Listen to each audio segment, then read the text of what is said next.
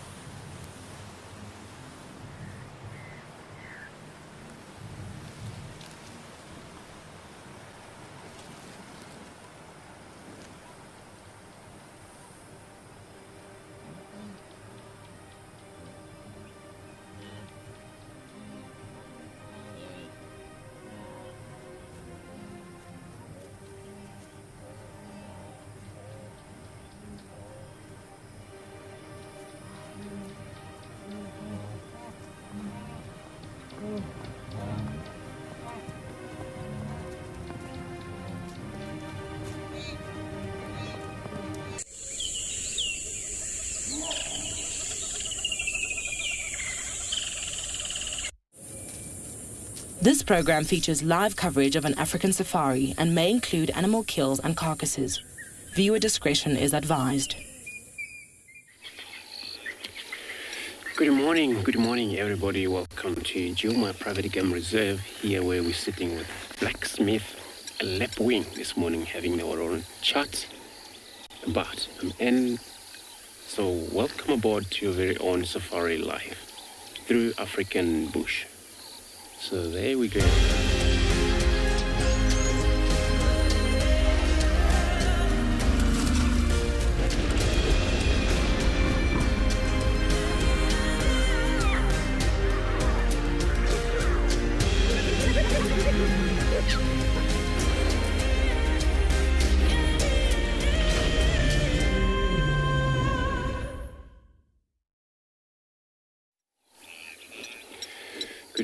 Good morning again, everyone. So we come to this position of just the north of the camp, of Galago camp, sitting with 3 of blacksmith, a lapwing. The bee is actually chatting around here, where it was a visual of a Kalamba area around this area. So we're checking all roads here, and she hasn't come out. I believe she must be still in the block here.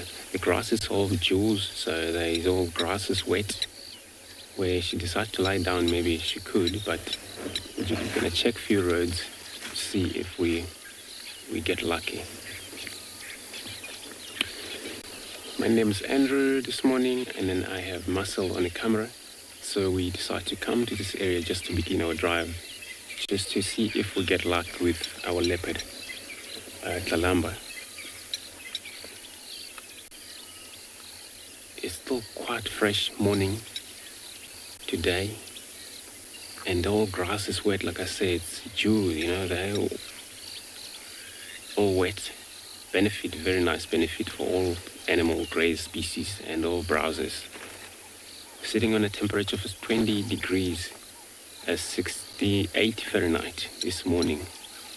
And then we believe it's going to be all good, I think, the whole day.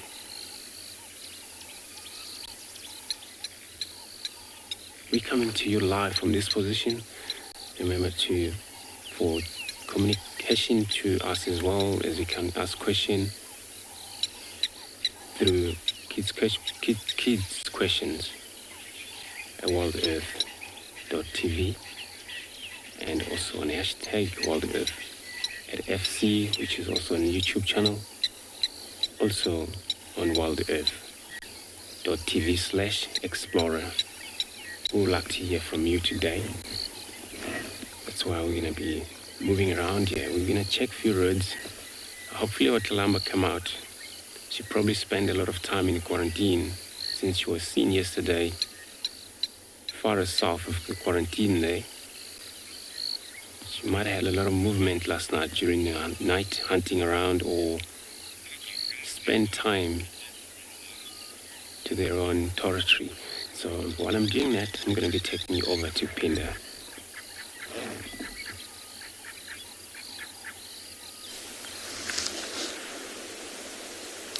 Good morning and welcome to andBeyond Phinda Private Game Reserve. As you can see, we have found a beautiful female giraffe who's just being very obliging, or was very obliging until right now. I think she's about to disappear. We've got a gorgeous sunny day this morning, hardly any wind at all, and we are really looking forward to what we can find this morning. My name is Kim, and behind the camera we have Owen, and we will be with you this morning.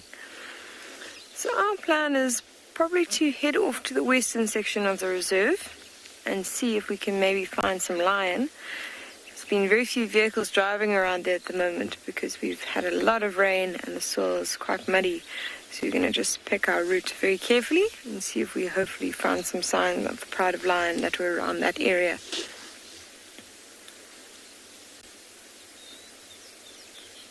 It's such a peaceful morning. I can't believe how we've gone from, really cloudy, rainy weather the last few days to this beautiful blue sky where there's not a single cloud.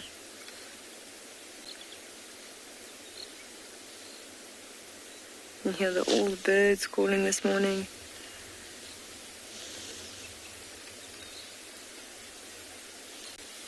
So there's some more giraffe up ahead. I'm just going to see if we can get a better view of those.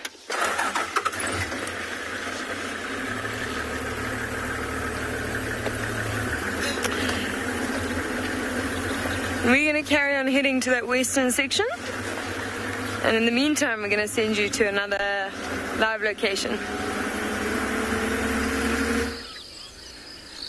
Good morning, everyone, from a very strange occurrence that we're experiencing right now. Oh my goodness. The impalas are all going mad, the wildebeests are all going mad, but I think it's just a little bit of early morning excitement happening. Oh, well, that's interesting. It looks like one wildebeest is being chased by the rest. I'm not really sure what's going on. Don't expect me to tell you what's happening. Hi everyone, I'm Mike Anderson. Behind the camera is Seb, and you've joined us at Eco Training Pridelands Conservancy, where we are on Impala Plains. And we wanted to start off the morning with some early morning cuteness with the 4 baby wildebeest now that are on this plain. But they've all run off and they're still acting crazy over there. And I don't really know. It's not easy for us to film, unfortunately. They've moved very far from us. And I don't want to move the vehicle now. But they're literally just... one wildebeest is being harassed by the rest of them. Chased up and down and back and forth. You can see at least one of the baby wildebeest down there amongst those ones. But there's like a lot of noise, a lot of chasing back and forth. So it might be that maybe one of the new mothers is being very protective of her calf and is just chasing any other wildebeest away from her. Or maybe it's a male. That's a very big wildebeest chasing a smaller one. Maybe the male is chasing off any young males. I'm not really sure what's happening, but it's very exciting. There's one of the tiny wildebeest, one of the fresh new calves. Some of them are a couple of weeks old now, or at least 2 weeks old. But yesterday we only saw 3, and this morning we see 4. Or I saw 4 young wildebeest calves. So there's at least one new one that might have been born last night. And so maybe that's why there's so much excitement. Perhaps it's just been introduced to the rest of the herd. That was exciting. And we saw 2 jackals as well, Seb and I. As we stopped here to look at these wildebeest, we saw 2 jackals, black-backed jackals running off.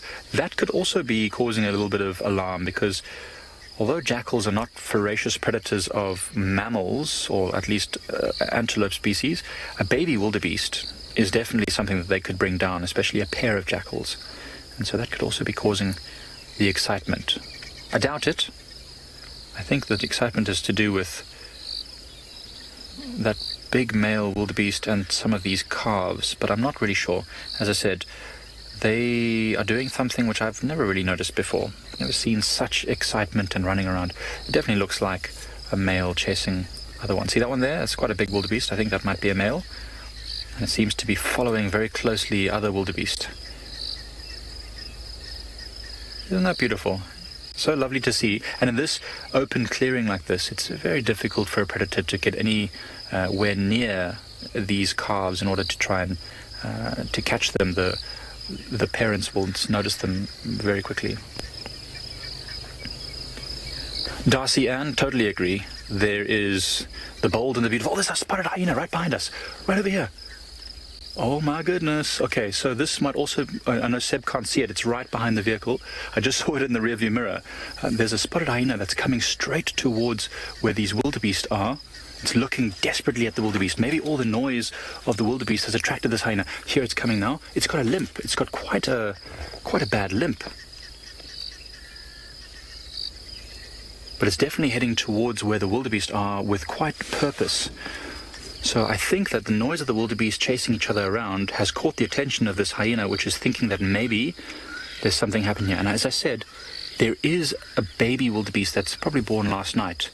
And so that's a potential for this hyena who's injured, who's not potentially... Oh, sorry about that. I'm going to open the gate for one of the other safari people. My bad.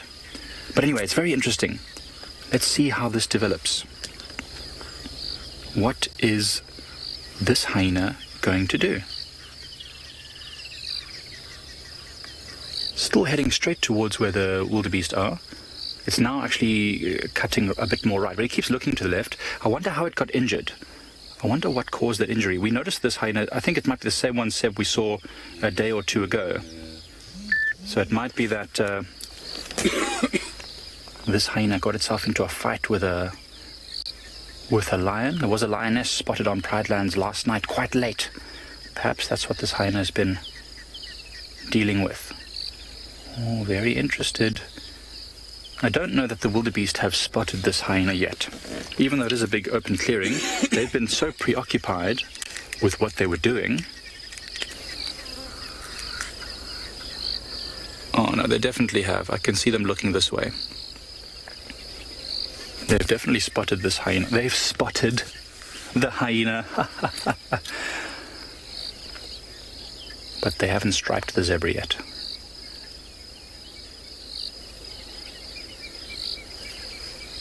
On its own, this hyena is not a formidable hunter.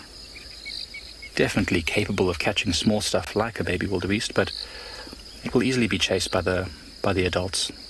That's why it's just watching for the moment to see if there's an easy meal, maybe the leftovers of the birthing sac, the placenta maybe left on the ground, something easy to eat.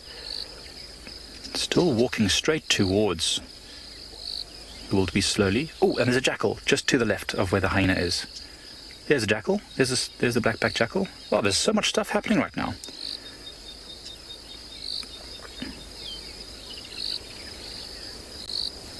Oh, I wonder if the hyena's lost interest now that it's seen it's not an easy meal.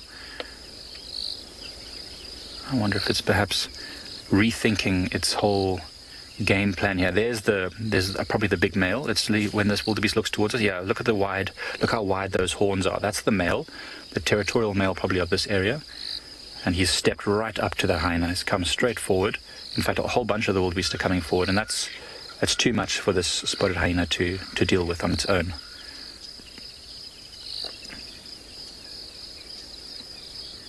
How exciting. What a way to start the morning. I wasn't expecting that. I just wanted to see baby animals. And now we've got all this cool stuff happening. Ooh, the wildebeest turns its back contemptuously on this hyena as if to say, you know what, I'm not even interested. Look how it's drooling. Look how this hyena is drooling. It's very excited. It really wants to eat something. You can see the hip bones out there. I don't think this hyena has been feeding well since it got injured. And so it's probably quite desperate for an easy meal of some sort. Now the clan in the area is very strong, but it might be that this individual is not connected to the clan. It might be a nomadic individual. It's difficult to tell males and females apart. Females will generally be associating with a clan.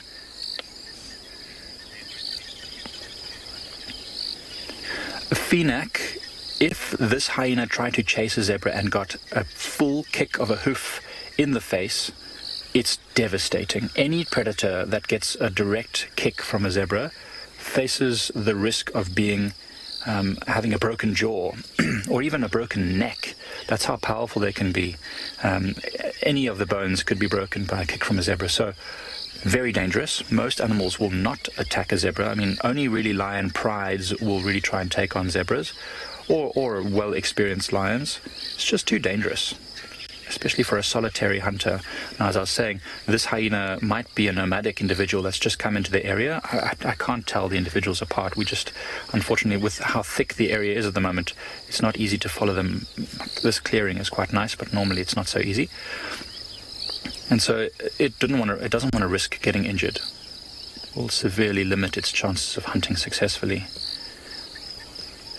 Well, it seems to be moving off now with the wildebeest tailing just to make sure that it leaves the area.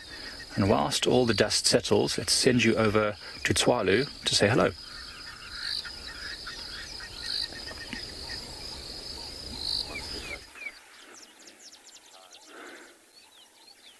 Good morning and welcome to Tswalu. At the moment, we position right on top of a dune crest, enjoying the sunrise over the Koronaberg Mountains. We started our morning a little bit earlier than normal in search of bat-eared fox. My name is JP LaRue, and behind the camera we've got Davi. So for the first-time viewers who are not familiar with Tswalu, we are located in the Northern Cape province of South Africa, in an arid extension of a savanna system. The landscape is pretty much dominated by red dunes as well as the Koronaberg Mountains. It also forms part of a southern part of the Kalahari, also known as the Green Kalahari, which has received an exceptional amount of rainfall this year. I've personally never seen the Kalahari as green as it is. The dune system in front of us forms part of a dune system which stretches for roughly 800 kilometers in length and extends from east to west for roughly 150 to 200 kilometers. From here, we're going to continue on our search for the bat-eared fox and for its pups. and handing you over to Lauren in the meanwhile.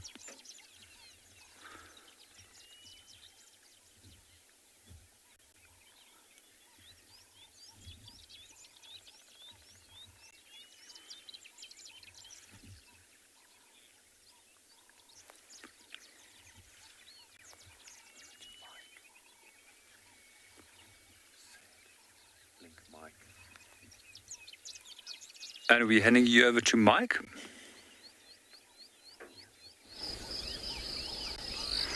The spotted hyena stopped for a moment and sniffed at a bare patch of earth, where Seb and I were just saying that maybe that's where the wildebeest gave birth, but it didn't stick around long.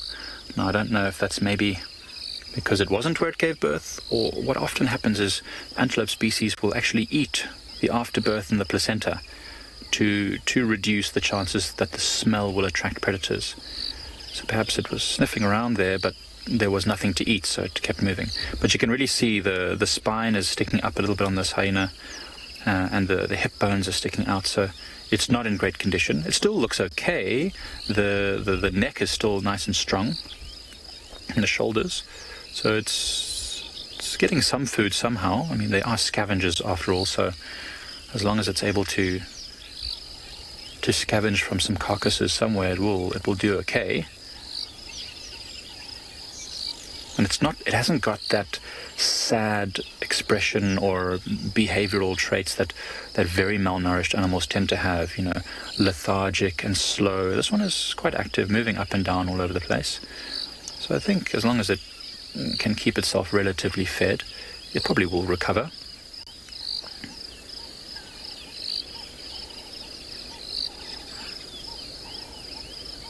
Now, I was just saying to Seb a moment ago as well, I think this one actually might be a female, because when I just saw it briefly under its legs, it didn't have a very clearly defined penile sheath.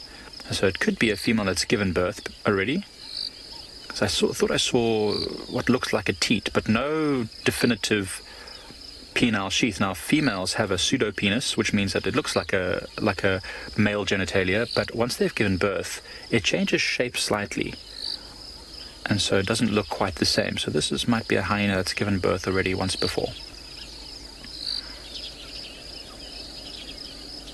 And it's an older individual, not super young, because you can see the spots are not clearly defined. They're starting to diffuse slightly around its fur, so it hasn't got the same brightness that a young hyena would have.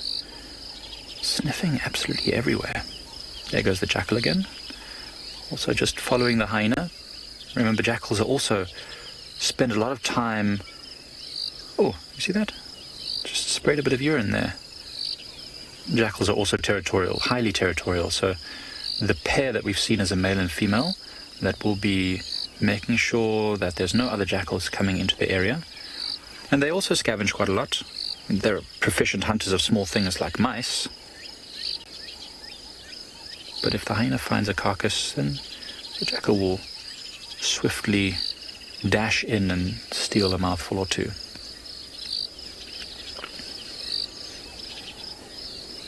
Oh, you can hear another hyena calling in the distance.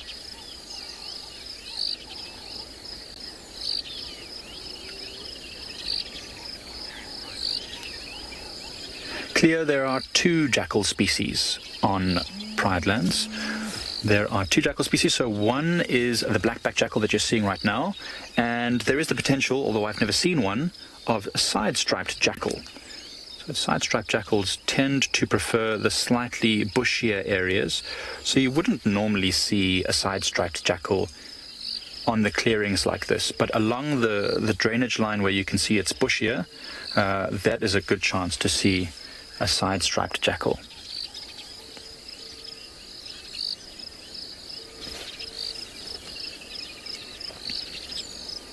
They both look quite similar. One of them doesn't have, or the side-striped jackal doesn't have the same saddle that you can see on the back like this one does. It's more of a greyish colour. I think it looks more like a wolf, where I think a black-backed jackal looks a bit like a fox. The side-striped jackal is very wolf-like in its appearance. Same size, though. Look at that with the ears forward. Big ears, listening for any sounds of a rodent scratching about in the undergrowth. And not just rodents. They can also hunt for insects, lizards, birds and their eggs.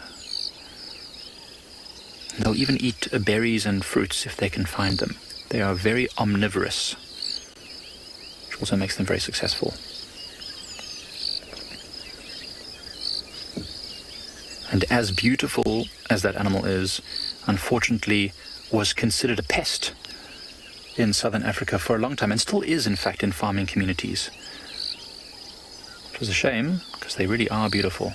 Well, everything's calming down now, but we're going to stick around in this area. There's 2 more hyenas coming. Oh my word. Sorry, everyone. I'm getting super excited. We're going to stick around this area for a little bit longer and see how anything else might develop.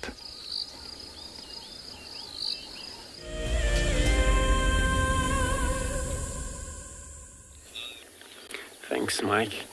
This thing is amazing. Actually, we want to look for Lamba, where it looks like there where she went in, it's soaking wet, and I believe she must be maybe spending a lot of time in there. And then we're taking some other different routes where we come across 2 elephants. Looks like 2 young bull elephants feeding in this area, where it happens maybe the rest of the other men, but not far from these 2 young ones, where they're on an age where they would be pushed out of the herd. That happened every time they're anything from 14 years, 16 years, and they no longer follow their mother anymore. So this is probably what happened here. So they will get used to being separated. But usually take a long time for them to get used to it. Looks like he's just roosting his forehead against that dry wood.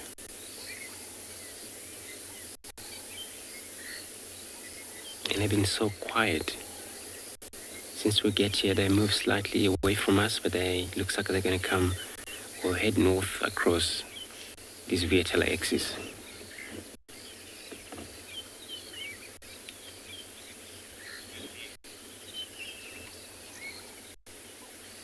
So I'm still on search. I'm going to go back to the area, maybe Galago Pen area there. If she decided to move to the road, then we come across her, bump on her on the road again. So let's see if we get lucky.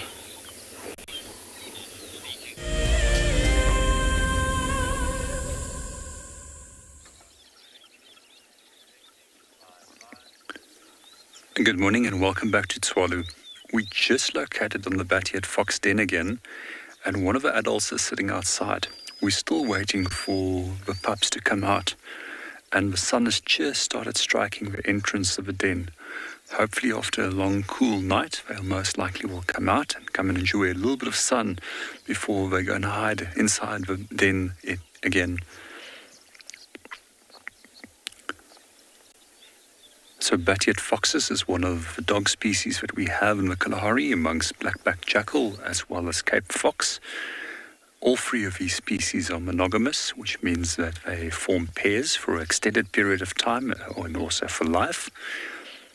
Unlike most animals which will just mate and move on.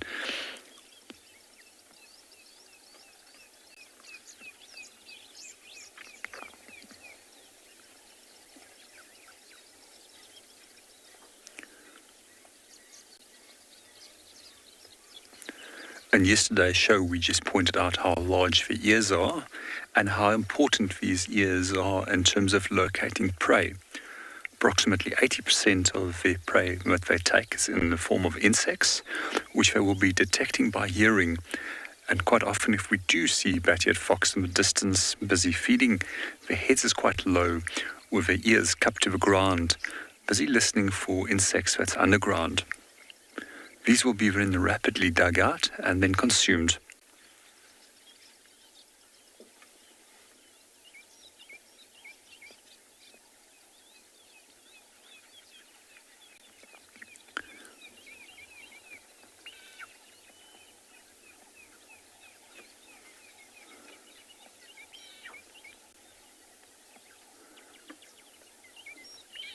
It's also amazing just to see how quickly they will direct those ears into a direction of where sound is coming from.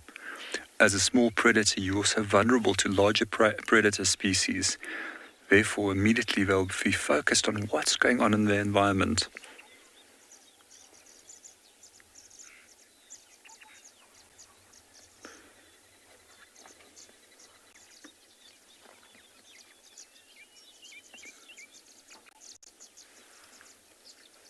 Oh, he's just saw something. Oh, it's the other bat-eared fox coming towards us from the left.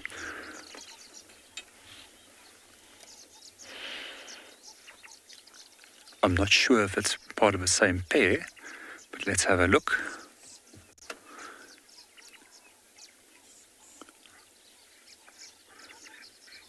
So normally we would reposition the vehicle to get a better view, but knowing the nature of being very, very skittish, it is potentially there that we might startle them. So we're just going to leave them to do their own thing. Seems if there's another bat-eared fox in the distance, we can hear the call that's been produced by another one, and they both ran straight off into that direction. Shall we go and look? Yeah, let's go and have a look. We're just going to follow up and see what we were responding to and what the others are doing. And in the meanwhile, we're handing you over to Ngala, who is busy viewing lions.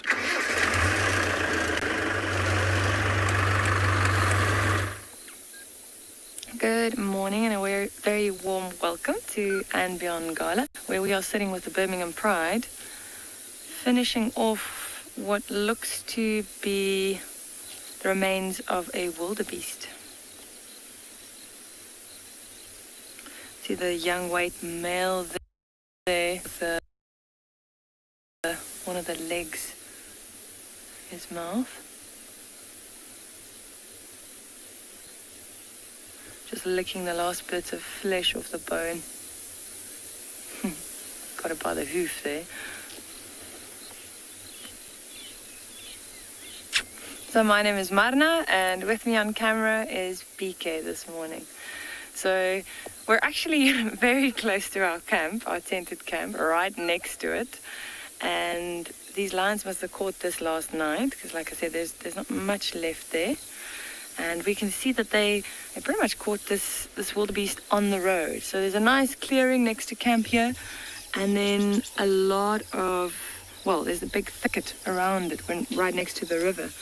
So this is the perfect place for them to hunt.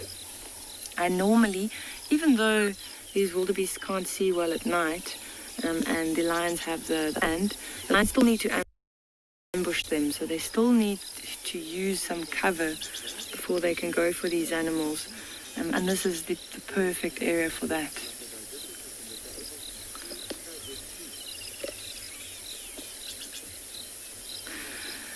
So we've tried spiders here. They're just scattered around. So we've got, I think, how many? 1, 2, 3, 4, 5 animals around the remains of the carcass here, and then a bunch of them in the riverbed as well. Already fed.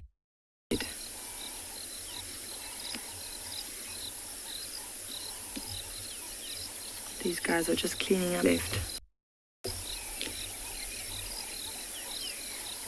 I think I heard that one of the rangers said that is a ROUX male in the riverbed as well.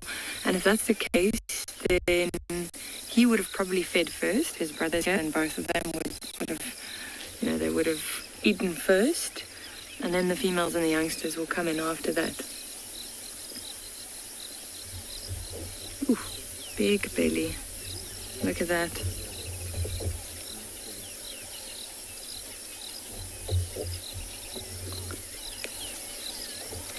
Looks like he's done. So there is a little, a puddle of water a little bit further in, closer to the riverbed. So I think that's probably why the rest of the pride headed in that direction.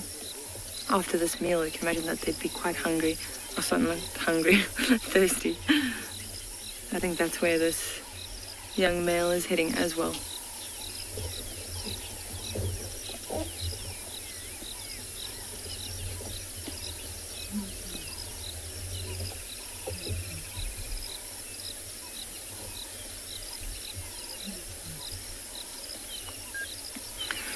Michael's asking if the mother of the young white male has shown signs of being an estrus again. Michael, yes. We actually have. There's one lioness that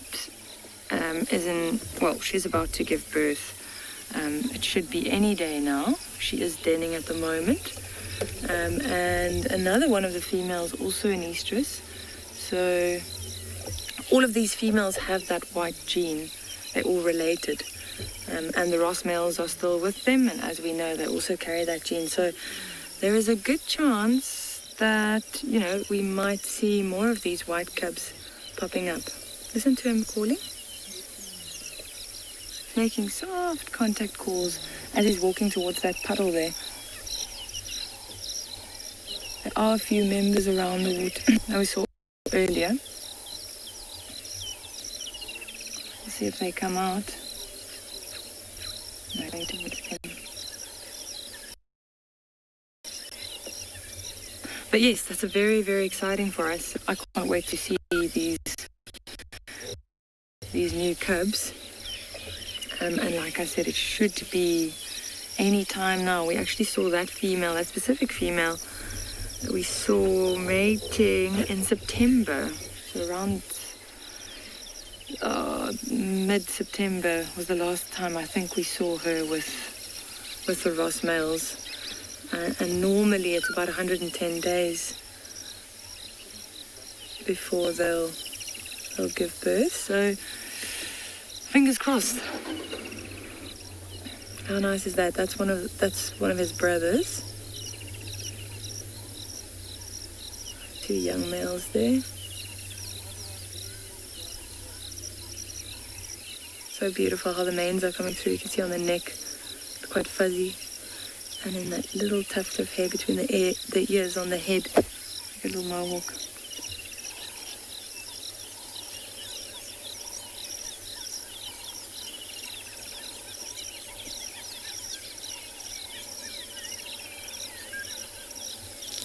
Right, we're going to spam, see what these lions get up to, and we're going to send you over to Lauren.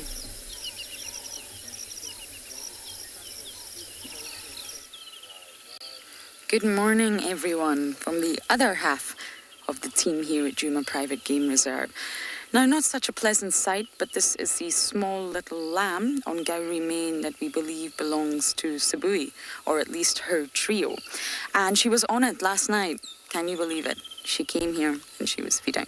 My name is Lauren, and I do have Simon on camera today. And just as I had Klalamba, Sabi was here. Not her cubs, not her mapinpan as they call them, Shasha and Langa. It was just Sabi alone.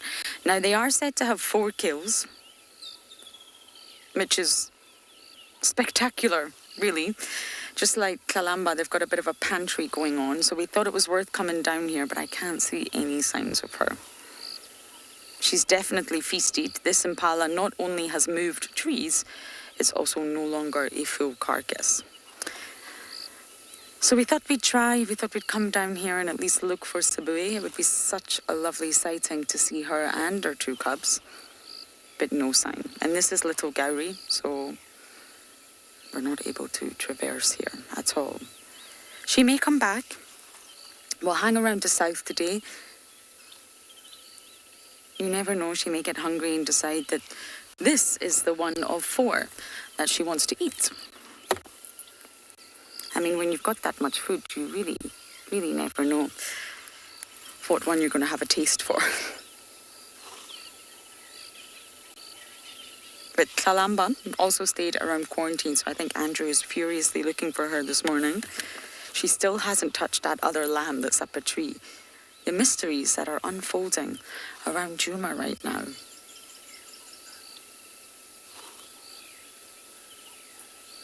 That's not the most pleasant sight. We're not going to keep you looking at it. We will continue to bumble, scratch around the area, see what else we can find. But if I hear any updates about Sabi, we will be back. I really do want to spend some time with them. So I'm going to bumble on, and you guys are going to go across the Pride lines.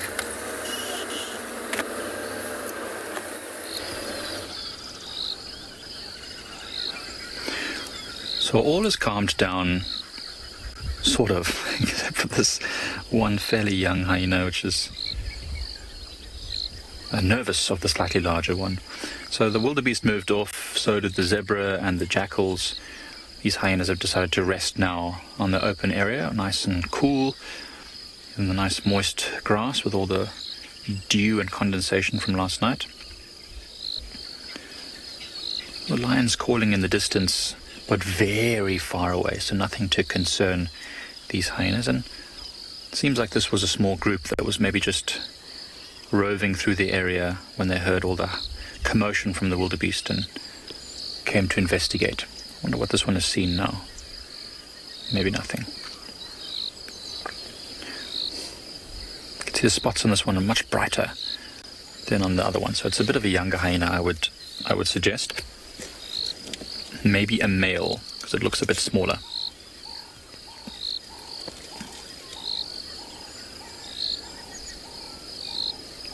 See that? Look how long that neck is. The neck is, I'd say, almost half the length of the entire body.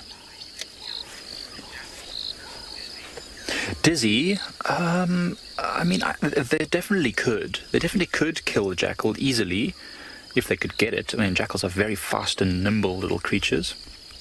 And if it did catch the jackal, in all likeliness, it would eat it. Because, I mean, food is food at the end of the day, and energy is energy.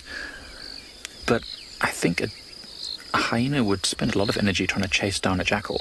And jackals live underground. They've got dens, so they could easily, just like a hyena, run into its den and then be really well hidden and difficult to get to. So could they? Yes, Dizzy, they could. Would they? Probably not. The energy used to chase this thing around and then dig it out of a hole is not as much as it would receive back from eating it. And it's not a threat, it's not really a threat at all, and there's plenty of other food to be eaten. So I don't think that they would really do that. I mean, jackals are certainly cunning enough to evade hyenas. Both are very intelligent animals. And jackals are brave to boot, because you see them nimbly rushing in between the legs of lions and hyenas and even leopards to snatch bits of carcass. This one definitely has the attitude of a younger hyena. Do you see it's walking up and down all over the place? The other two deciding just to rest and sleep, and this one's definitely just up and down, wandering, bored. Play with me. See how well camouflaged they are. So now, although hyenas are not ambush predators, you can imagine that they might let something unexpected or something unaware of them wander a bit closer before jumping up and chasing them down. They're very, very high stamina animals. They can chase over long distances. So they don't really need the element of surprise if they are going to hunt.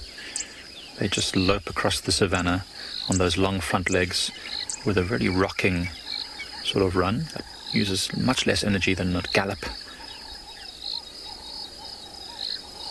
Eventually catch them. I saw a hyena once running across the open areas in Mashatu. It's in southern Botswana, and it ran for about 2 kilometers at an incredible pace. It was amazing. Jumping Castle. Hello again. How often do hyenas have to hunt? Well, I mean, I guess it's like any animal, as often as it needs to. If it's got a full belly and it's eaten a full meal, let's say lions killed a buffalo and ate only half of it, and then the hyenas had the run of the rest. Once they finished that, if they were definitely 100% full, they wouldn't need to hunt for many days, maybe 4 or 5 days. However, they are opportunistic animals, incredibly so, just like all the predators. And so if the opportunity came up and there was meat to be had, an easy prey or a carcass, they would go and eat that as well. They'll gorge themselves until they're stuffed and then wait. And then as soon as they've got a bit of space, gorge themselves again. They can't afford to miss an opportunity. Look at this hyena's very strange attitude towards the other two. See how it's got its tail tucked between its legs, and it sort of comes in and then jumps away as soon as there's any movement. It definitely seems like either a male or a younger hyena. It's definitely, I think, submissive to the other two. But yes, so that's why these hyenas came rushing in. I mean, look at these ones. The other two are in great condition. The one of them was a bit older and had hip bones sticking out, but as soon as there was a potential that there was food, they came rushing in. I seem to be all calm now. They're still every now and again putting their heads up and listening around the area. Remember, we did say that there was a lioness spotted late last night on Pride Lands. So perhaps she is still around. It might well be our famous Lagatha. We haven't seen her for a bit. So if we do find that lioness this morning, we're going to probably leave these hyenas in the next little while and go and adventure and explore around a bit. And if we do find that lioness, which would be amazing, if she's got a big scar on her head, it means that it's most likely to be Lagatha, because Lagatha does have a scar over her right ear. So from one awesome predatory animal to another, go over to Tswalu with some bat-head foxes.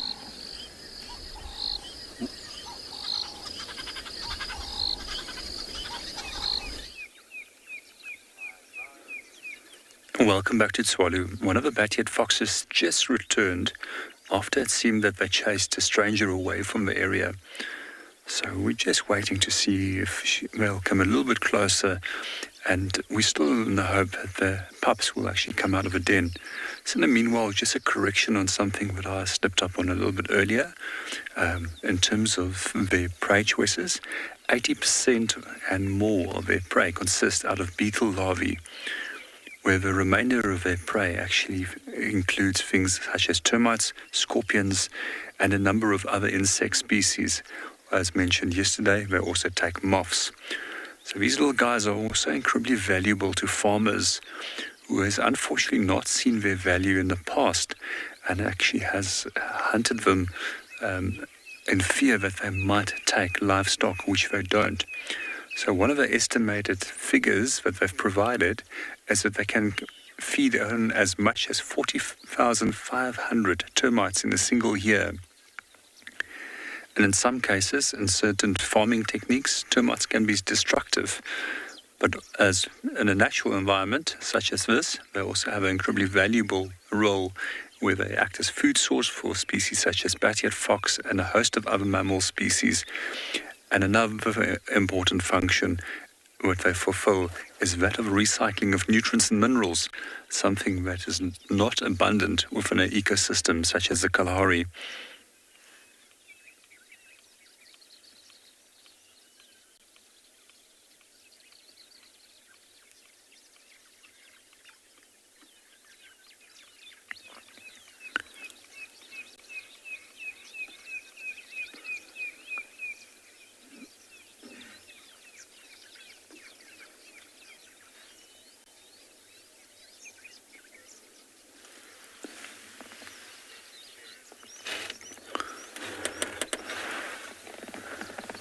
Good morning, Chris. To answer that question, I'm not sure who's got the best hearing, but you're 100% right in terms of they have good hearing. They both have got fairly large ears. And we also see with African wild dog that they do a similar thing as when they call, that they keep their heads down with their ears to the ground so that they're more accurate in pinpointing where calls come from other dogs when they do contact call as well.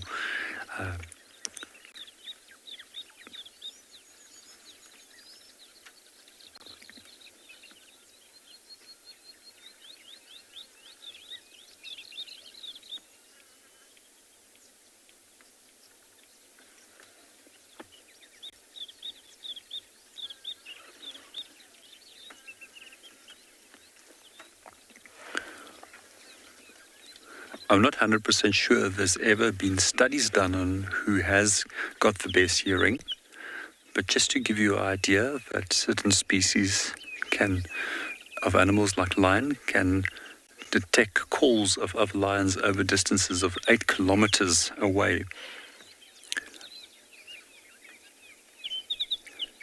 In the past, I was fortunate also to join certain research projects where a speaker was put up, and with the speakers, they would call in lion, and that was a distress call of a buffalo that they would play. and these would often attract lions from anywhere between 8 and 10 kilometers. And meanwhile, we're going to hand you over to MARNA, who is currently still looking for lion.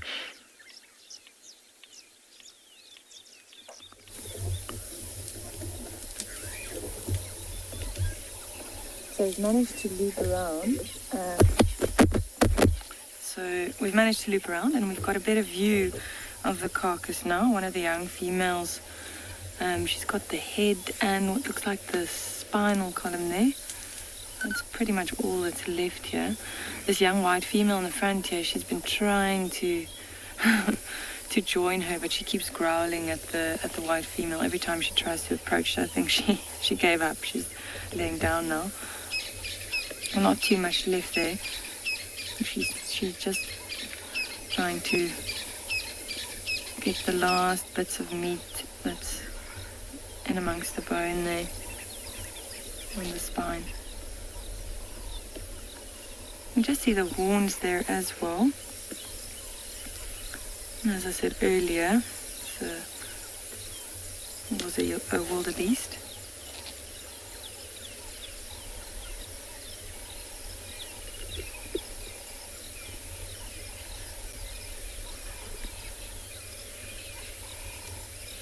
So they caught this animal right on the ROUX. We can't get it in frame now, but is where they actually caught the animal. You can just see a big pile of stomach content.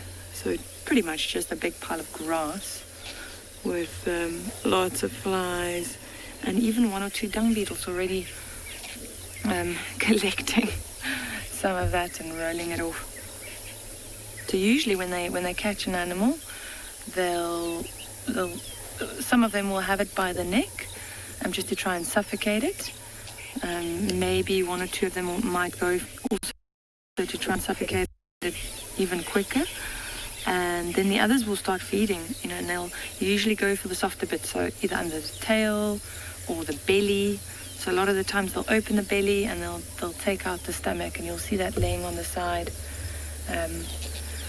And if it's a small carcass and a big pride, you'll sometimes even see one of the lions going for the lining of the stomach. Otherwise, you'll see that laying there for quite a while, and the hyenas might get it. But the lining of the stomach is gone, so I'm sure one of the lions got it. Or one of the lions ate it already. No sign of any hyenas in the area. We did, however, see a little jackal in the background.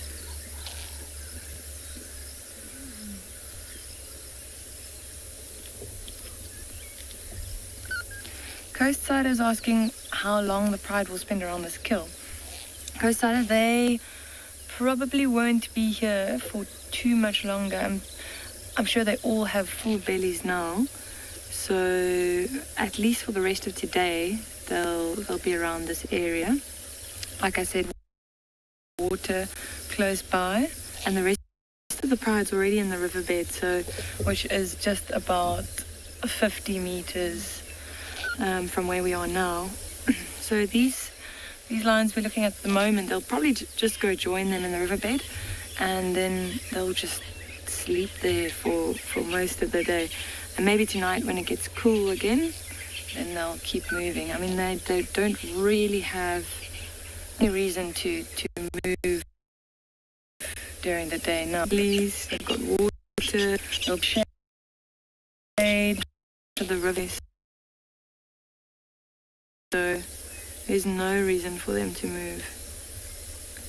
Only thing that might get them up is if there's a large herd of elephants or something that moves through the area, then they might just move, but they also won't go far. They'll just move out of their way. If it was something bigger, maybe like, a buffalo or something like that, then they usually stick around the carcass for a bit longer because there's a lot more meat. But, something like this, I probably caught this late last night, and it's pretty much already finished.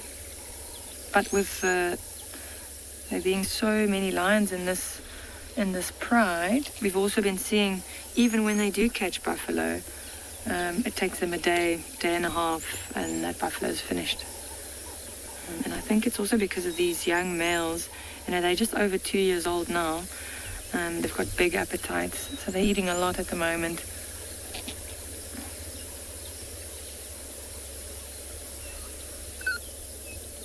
See, this young male, this young white female has perked up again. She's looking at the carcass. She really wants to get in on it. But like I said earlier, that other female, she keeps, listen. She keeps growling every time she comes closer. It's not like this. Whoops. I like that little roll she did there. Okay, clearly she's not welcome there. It's not like she hasn't had anything to eat. I saw earlier when she stood up, she also has a full belly. Okay, she's giving up again.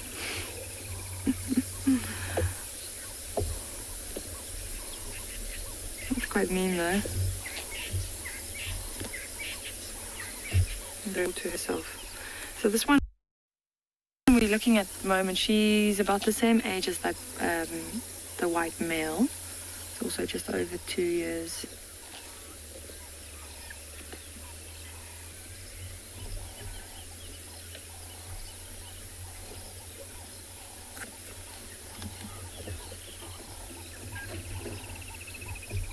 Alright, we're gonna sit with them for a little while longer and we're gonna send you off to Phinda.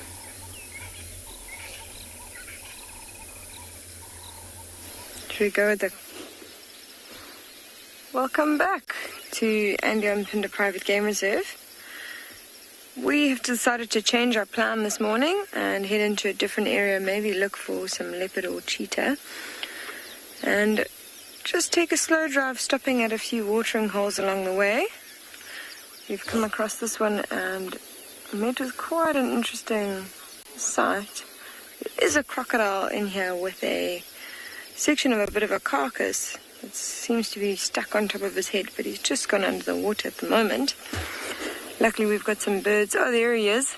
He's just in front of that yellow-billed stork. You can see the top of the carcass there. You can see that little leg poking out, surfacing right in front of the yellow-billed stork. It's quite funny to see how the yellow-billed stork is not even slightly worried or perturbed by this. Now, I think what's happened is this is a bit of an older section of carcass. And probably an impala that he's caught a while ago and is hooked onto a rock or something at the bottom of the watering hole, allowing it to decay. And it's a problem for crocodiles in these watering holes when there's not a number of crocodiles, because it's very difficult for them to actually rip bits of the carcass off. Because normally what they do is a few crocodiles will come in and pull the carcass apart from separate angles. And that way they get that opposite force, which allows them to rip and tear it. If they don't have an opposite force, you can imagine there's not much leverage for them to pull things off. They end up just swimming in circles, holding this carcass. So this one would have had to let it decay quite a bit before we could start trying to pull off bits. And I think when he tried to fetch a section of the carcass now, some of it's gotten hooked on his back onto those scales. He's actually struggling to get it off. We saw him moving around quite a bit earlier, probably trying to shake it off. And now he seems to just have accepted the fact that he's got a little bit of a weird hat this morning. It's the yellow-billed stork staring where the crocodile last was.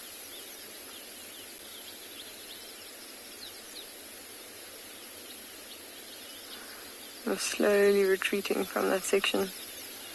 Just next to that yellow-billed stork. Oh, there we go. Here he is back up.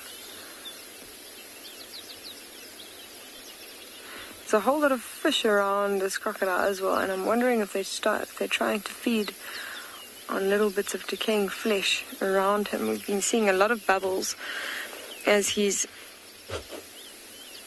been swimming through the water. I think there's a few things that are trying to nibble off the sides there. Or it's possible as well as the crocodile comes closer, they just try to get away.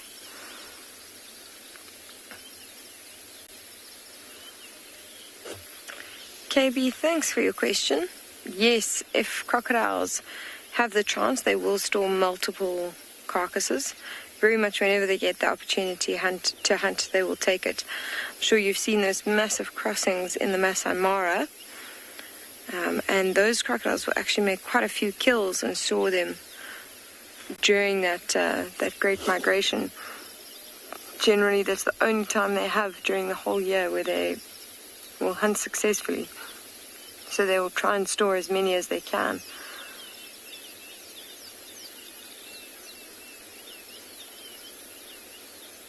It's quite a sighting, and you can see that beautiful reflection of the yellow-billed stork, and you just see that hoof pop up every now and then. See, there we go, he's now churning around a little bit. Feel like this is the crocodile trying to do a bit of a spin. You can see all that movement in the water. Go ahead, Grant.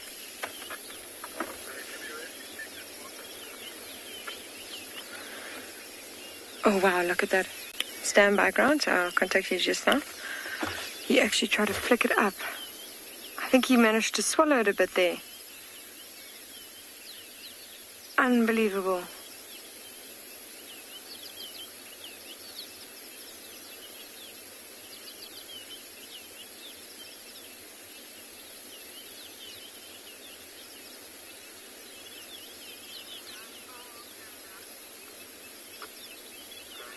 How amazing is that, hey?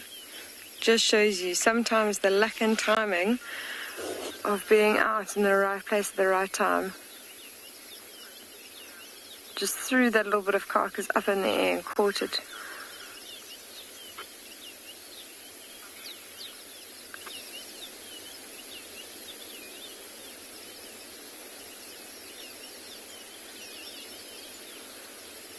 It's absolutely spectacular.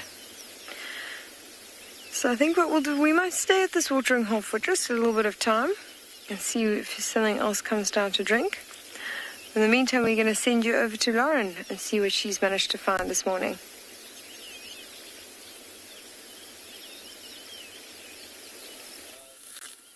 We've came across a lone bull here, a much older bull. He was splish-splashing in this tiny little water hole close to Treehouse, which is overflowing.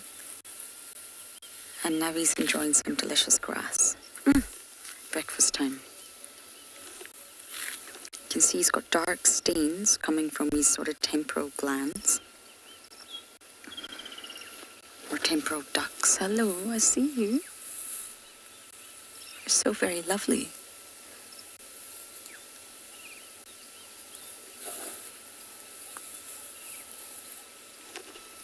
And that temporin, the stuff that comes out of the glands, actually contains protein and lipids, including cholesterol, a lot of cholesterol, phenols, cresols, and all sorts of other derivatives in there. It's a very specialized compound.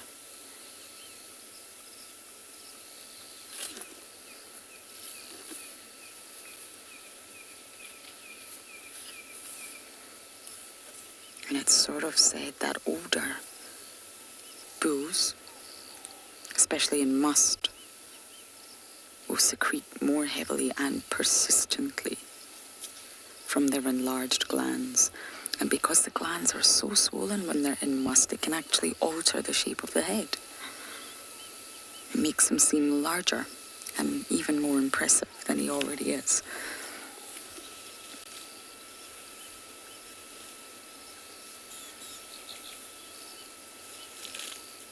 He's a big boy.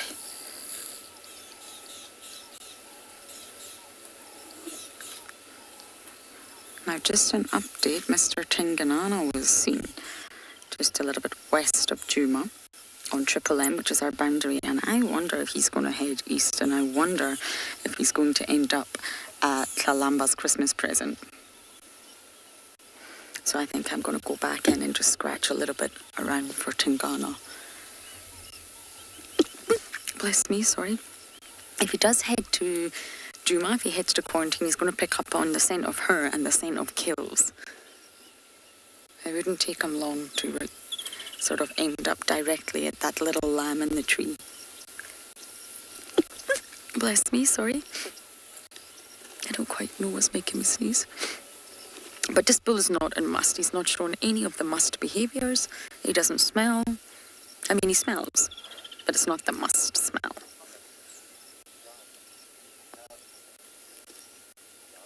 Josh, you're saying you love the bull elephants. Me too. Let's see if we can go round a bit, Simon, especially the older ones. The older ones just have this essence. They have this energy about them. They make themselves known to you, but it's very gentle. It's the younger bulls that are a little bit of a handful, or possibly more than a handful. But the older bulls, they just have this aura of just wonderfulness about them. Hello, boy. I know. You're opening your ears to me to show me how big you are. But you're already very big. Much bigger than I. But the very, very old bulls are my favourite. The ones that are really old. I enjoy spending so much time with them. He's heading down to another waterhole.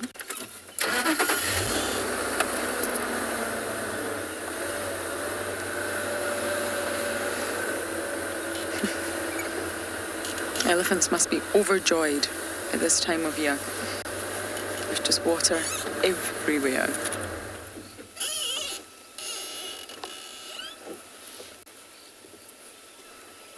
I think we're in for another hot day. Another hot, sticky, uncomfortable day.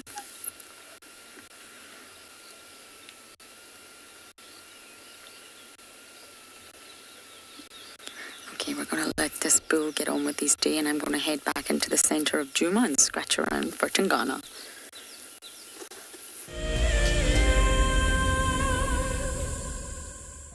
An ever-increasing part of the global population is losing its connection with nature.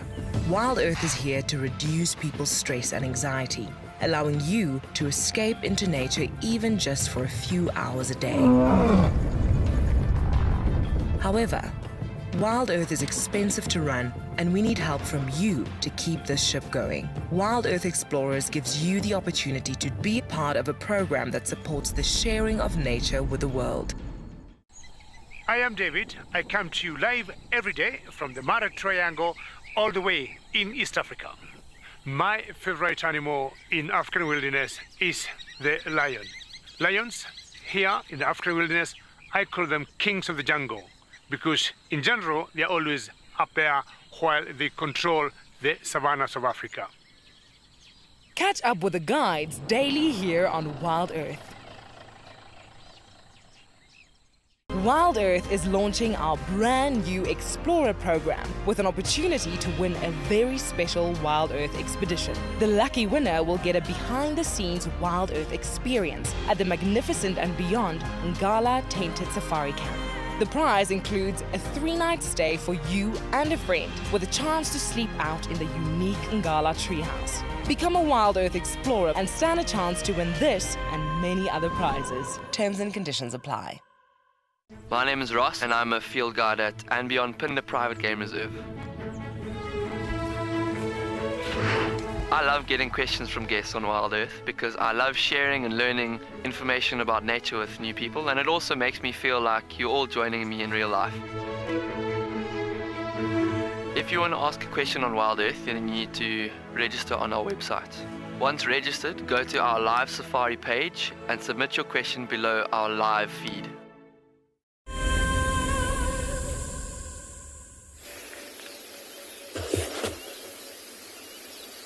So as you can see, we've decided to stay with this crocodile for a bit. And it's quite the scene. I think what happened earlier was he managed to break off a chunk of that carcass and is now trying to break off other chunks. See, it's taken it down again. He's managed to get it off its head.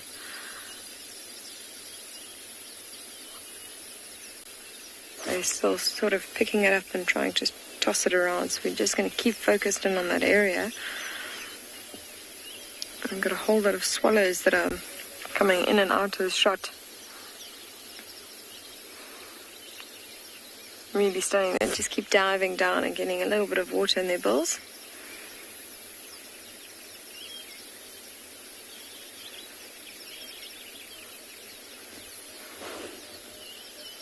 Here we go. You can see the movement again.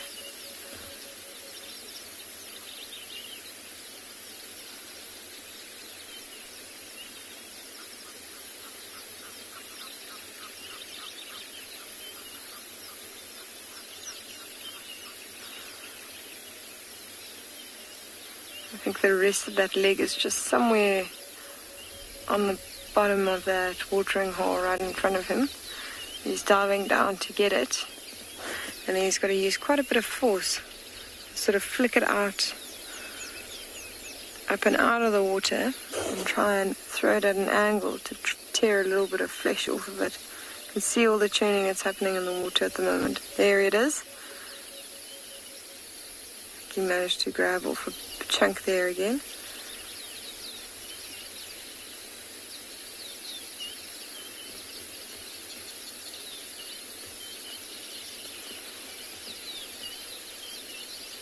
And something like this is so rare because crocodiles do not feed often during the year, especially not on something big like a mammal. You know, they've got to have the exact right position to be able to pull something like an impala into the water. You know, animals are very wary of crocodiles. They know that they're threats. They approach the water very carefully. They often drink just from the outskirts, you know, not too close to the water's edge. So if there's a few animal tracks that are filled with water or a small little peninsula, they'll try and drink from there, where the crocodile is not able to conceal himself too well. And he's got to be pretty much underwater completely in the right spot and have something by chance come and drink right there for it to be able to make a successful kill. So this is really rare to see, to actually be feeding on a bit of that carcass.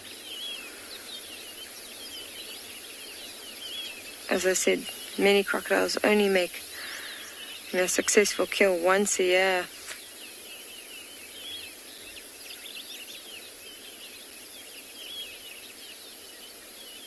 Jerome, thanks for your question. I have to be honest, I'm not exactly sure on how great it is. I can imagine it would be very good. You know, every animal is adapted for its own specific needs, and the crocodile would need to have pretty good eyesight in the water. But then again, I'm sure, you know, factors like visibility, regardless of how good the eyesight is going to affect it. You know, there's a lot of murkiness and quite a bit of sedimentation in this water, so I think even if he did have really good eyesight, wouldn't be able to see too far in the water.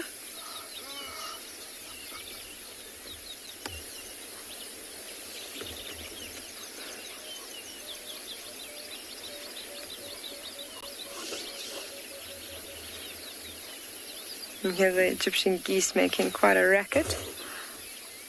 He's actually just hopped on right into the top of that dead tree in the middle of the watering hole.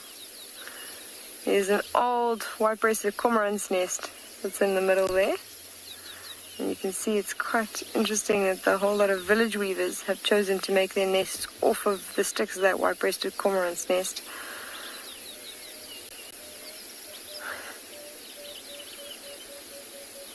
It's a very smart strategy because they try and hang their nests off of, you know, little sticks that overhang water.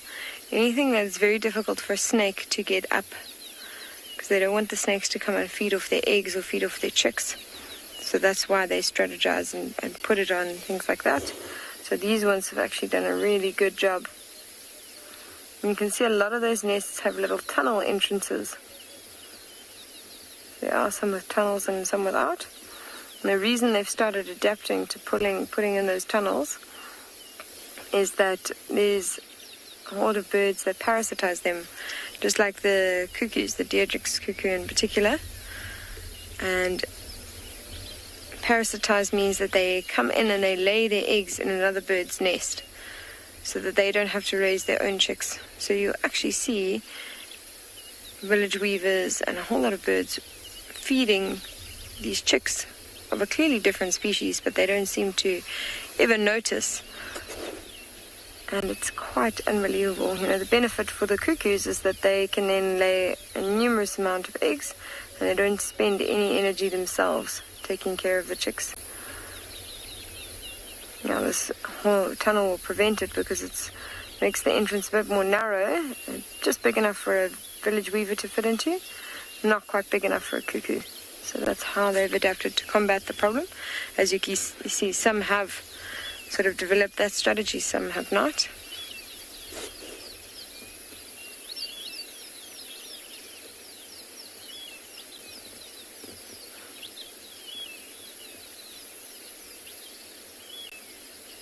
You see that there's some green nests and some older nests, and the reason behind that is that when a female comes in to decide which male to lay her eggs with, she inspects the nests, and the males will hang upside down and display for her.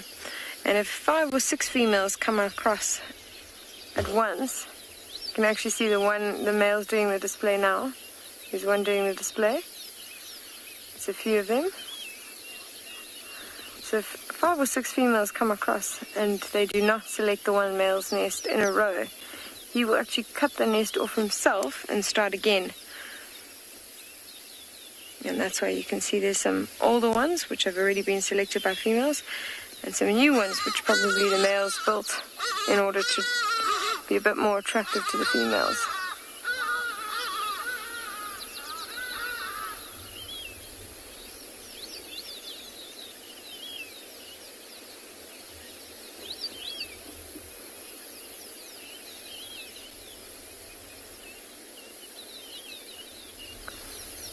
Oh, Laramoa, exactly. It is wonderful to see a whole lot of different birds. That is the beauty of coming to watering holes. You often do get a numerous amount of birds. In fact, on the top left, you can see the pied wagtail, that very white and black bird. It's busy pruning itself there. Really nice one to see around the watering holes as well. Called the wagtail because as it walks, it wags its tail, which is a very distinctive feature of that species. You see the sandpipers that walk along the watering edge also do that, have that very distinctive feature.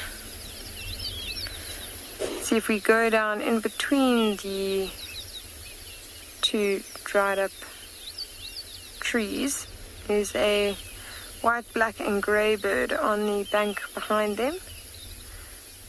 That is a blacksmith lapwing. Also often find those around watering holes.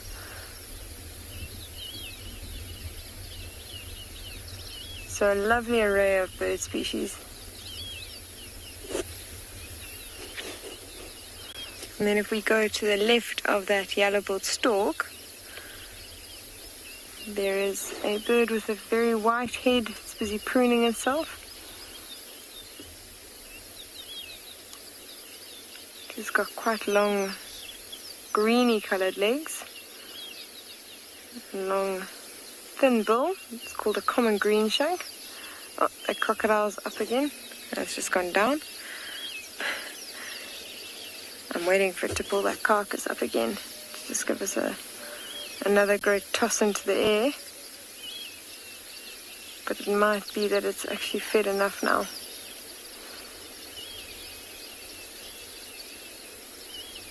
It's lovely to see it coming up so often though.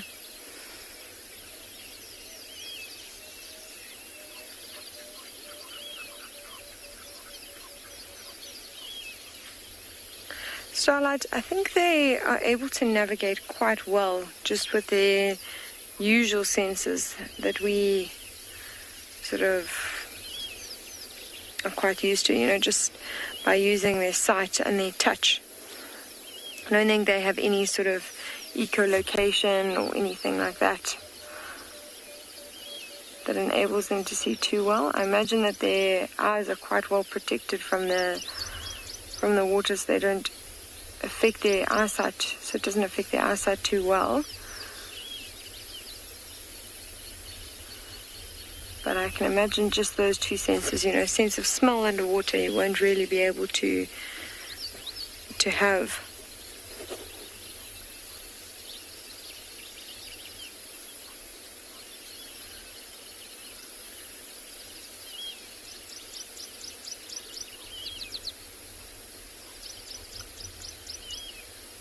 can see it's churning around again.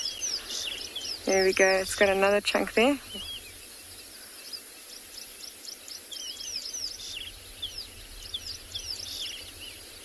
Actually saw his throat moving there. Saw a great big swallow.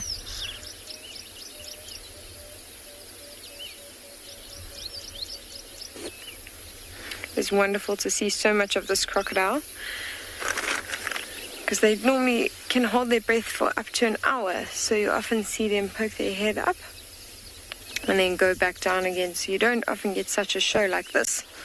So I think we're incredibly lucky to have stumbled across this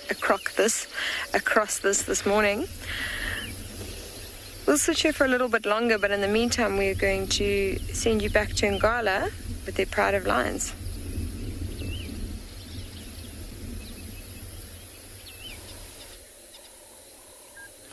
So we've looped around in the riverbed and found the rest of the pride. Those two little cubs have been causing a bit of trouble. Walking to all the adults that are sleeping. I don't think that's on the agenda for them at this stage. You normally see that with the youngsters. They're usually quite active while the rest of the pride will be sleeping. Oh, I see the one has passed out in the background there. And we've got the young male here. So the one that's on the right-hand side there. The 4.5-year-old male that doesn't seem to want to leave the pride. He's here this morning as well. I actually haven't seen him in quite some time. And funny enough, one of the Ross males right next to him. Fast asleep. Doesn't seem to be too worried about him at this stage. And that young male also has a full belly, so it looks like he's been feeding with the pride.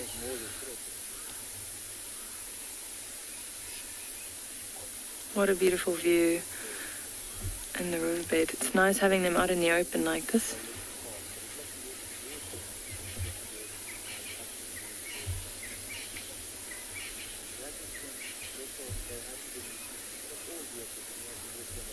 Perfect spot, and it's so nice that it's overcast this morning. Otherwise, they probably would have been on the bank already in the shade.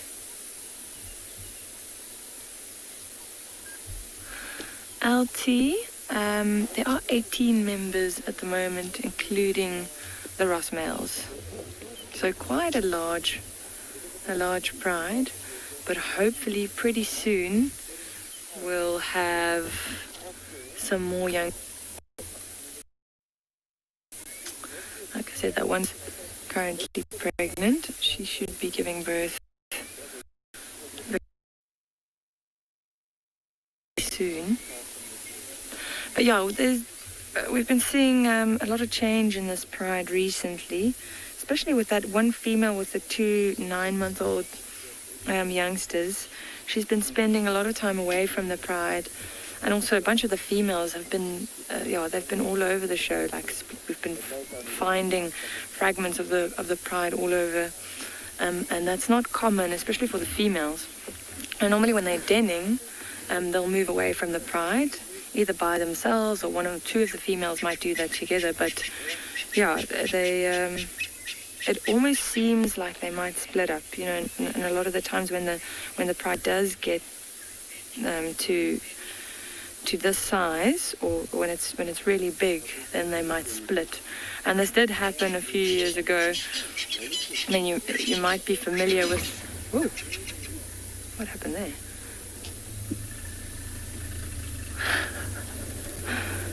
It's like he was having a bad dream, and then when Nicky started the vehicle, he just got a fright. Yeah, it happened a few years ago. You might be familiar with the Birmingham Breakaway Pride. So they all used to be one pride, and I've actually seen them all together once where there were two buffalo carcasses, and there were 26 lions together. They all fed, and then a day or two later they split up again. So we'll see what happens here, especially after this, this female gives birth, and then the next one as well. Should be quite interesting.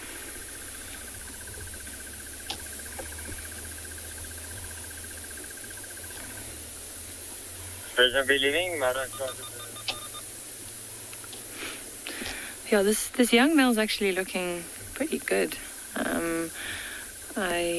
I know the Ross males have been fighting with him. About a week ago, they got him again. And I saw a clip from one of our guests where, yeah, they had him by the back leg, almost like they were playing tug of war with him. But geez, he just doesn't want to leave. And he seems fine. He's a tough one. Now we're really hoping that when the young lions, the young males that are in the pride, so the ones that are just over 2 years, 2 years and about 3 or 4 months, once they leave in about a year or so, I'm hoping that this male will leave with them, if he's still around by that time. I know a year's a long time, especially for him at this stage, being bullied by these Ross males. It looks like the rest of the pride, they're also coming down to the riverbed now. The ones that we were watching up there. There's a young female, one of the young males. I actually saw the other young male with the his mouth. We'll see, they'll probably come down just now. And that's what these lions are looking at now.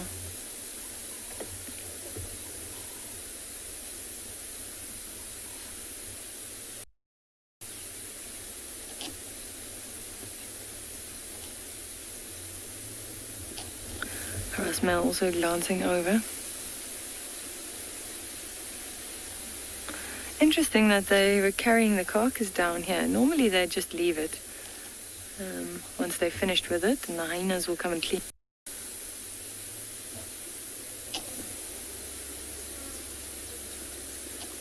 Clearly haven't had enough to eat. But you can see all of these lions in the riverbed. And normally when they're around the carcass, they just gorge themselves. They don't know when the next meal will be. Arnold's asking how often does the pride break? Arnold, not very often. I mean, this is, like I said, it's only when the pride gets really big that this will happen. And this happened quite a few years ago. So yeah, almost 5 years ago now, and then they'd already split. But I saw them coming together once after that. So yeah, it's not often. But I think because this pride at the moment, it is bound to happen again soon. You can imagine, with 18 members at the moment, I mentioned earlier how even if they catch a buffalo at this stage, it only takes them a day or a day and a half to finish all that meat. And then there's also a lot of competition, especially with cub dangerous, because even the adults and the sub-adults, they become quite hostile around a carcass, and they could seriously injure the youngsters trying to get in, trying to also feed. So if there isn't enough space for all of them to feed around a carcass, then, it becomes a bit of a problem.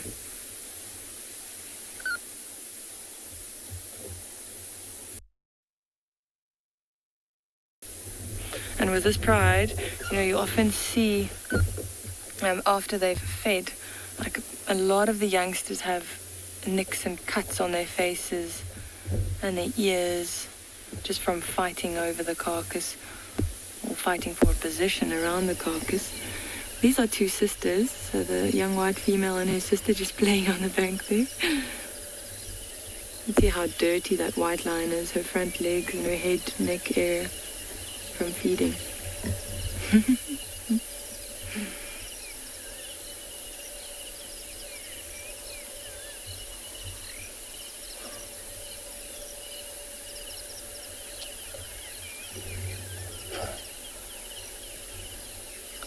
So the line with the carcass is just off to the left there. It went into the shrub. I could actually see either a young male or that young female we saw feeding earlier.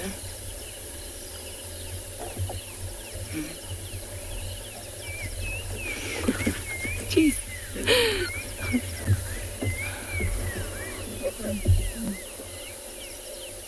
Nice seeing them so active.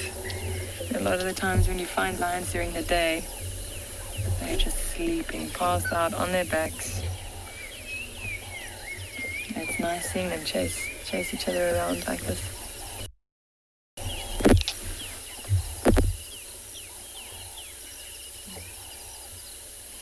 It's so beautiful. There's a little string of stars around her in the river bed. Those little flowers.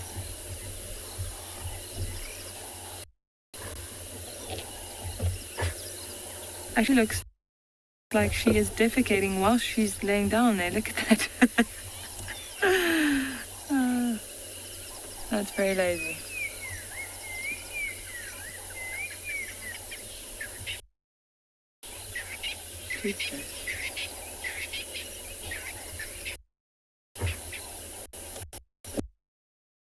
I'm really tired from that little run, hey? And she's panting, but also her belly is very full, so all of that food pressing up against the diaphragm, making her pant like that. Oh, she's coming for her sister.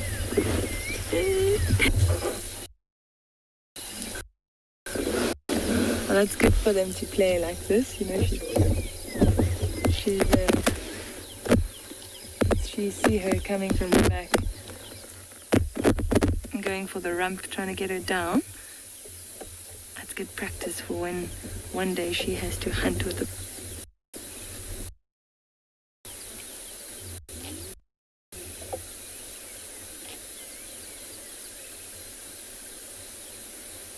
Look at that little one on the left, watching the other youngsters play here.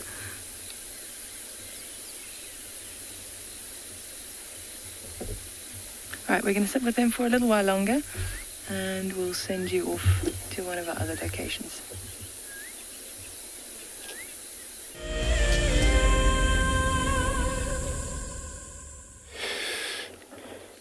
Thanks. So we couldn't actually get luck with that Lalamba female leopard, our princess.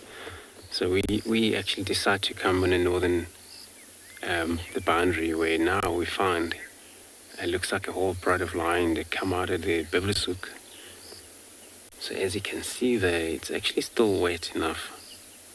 I just can't get enough closer look at them, but through the camera. But you know, it seems to be probably last night the whole pride have come in this site here. And what I will do, I will follow them down. I know actually the position where they're heading. It's actually east, where we may end up down in the river. But yeah, we're probably going to stick with these tracks here.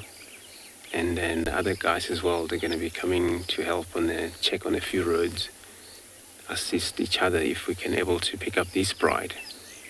And yeah, it's probably, I think, Dalamati pride, because the way the track's coming out of the Biblishoek and then slightly where they were seen last time on the western side of a Kayamanzi. And it makes sense. Maybe looks like they move west slightly from there, and they spend a lot of the time until they come out this side. So it's going to be actually very interesting to have a pride again in Djuma. So I'm going to try follow up on this one. Hopefully we get luck. You know, they have a lot of chance last night to be able to hunt, and there's a chance that they probably maybe succeed or kill something. So I'm gonna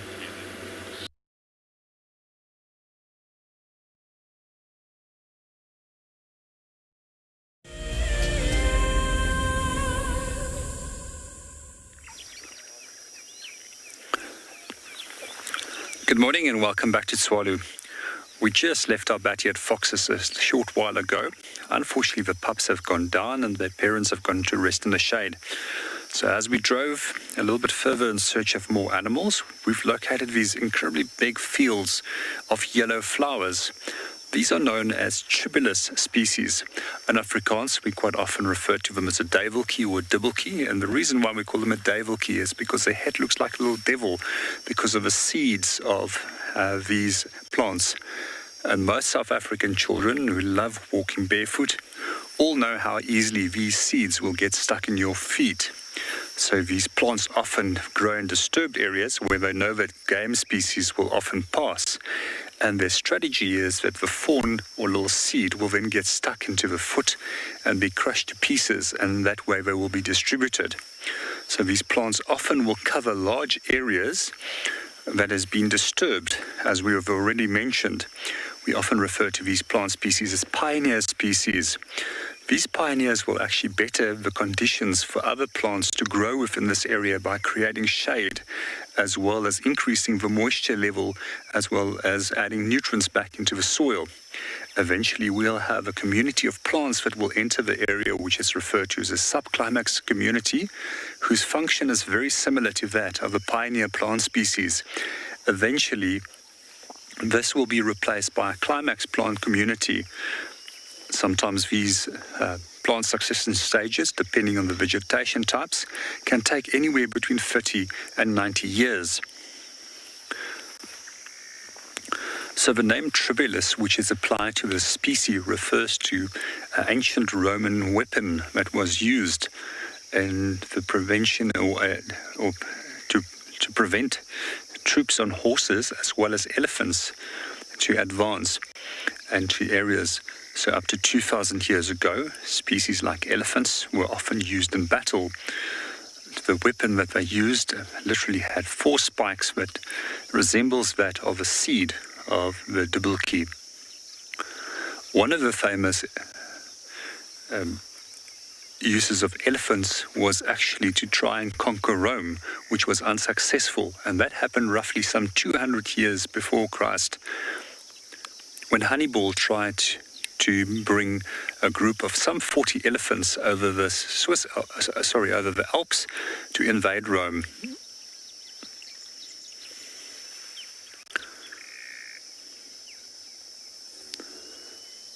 These plants are also often fed on by a number of different game species. However, if conditions become worse and it becomes dry, these plants often appear to be wilted in appearance. It's often not a great thing for animals to eat under those conditions, as the chemicals inside the plant can then make them very ill. We find a very similar occurrence happening with many of the acacia species when their leaves become wilted, and when animals are forced to feed on them, we find that they will often have a upset in their digestive system, where the chemicals that's in the plant, when wilted, will, in combination with the rumen bacteria in the stomach, create a poison which can kill these animals within 24 to 36 hours.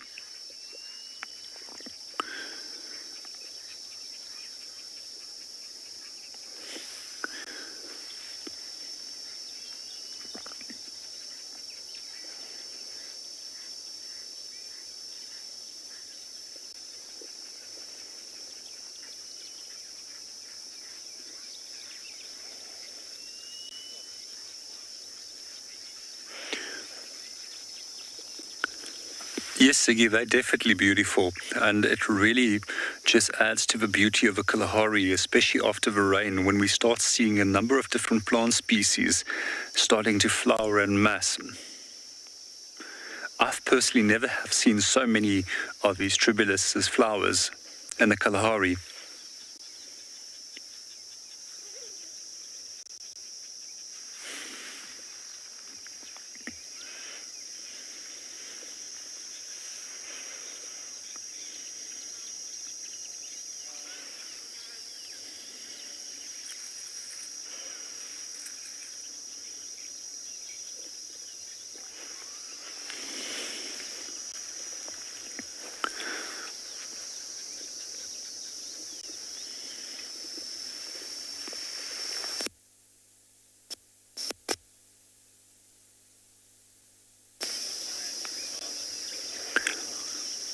We're going to continue our drive in search of some more of the special animals of the Kalahari.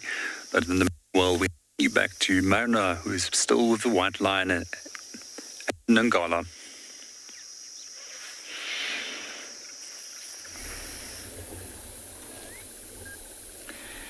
So we're still with the sleepy lions in the riverbed. This young male's still got his head up at least. Also oh no. I was going to say the young white male next to him as well, but he's back down. Just had another vehicle arriving. And normally, they just sleep straight through that. They don't even lift their heads when the vehicles go past. But a few of them did just open one eye. You again.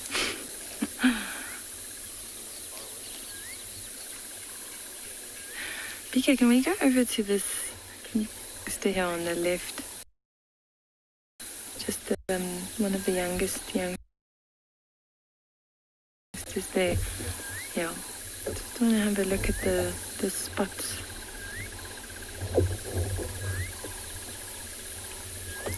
So you can see it quite nicely there. If you have a look at the back legs, and then also on the side of the belly there, you'll notice those spots.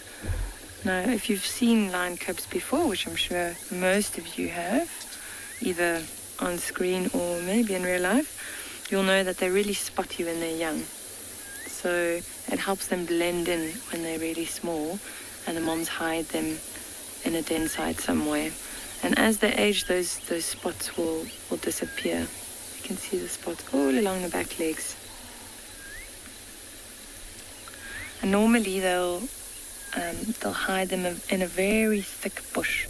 So where we are at the moment is actually where that one female is denning at this stage, the one we found. We've been seeing her here for the last week and a half. And these females do tend to den on the bank of the river since I've been here every year.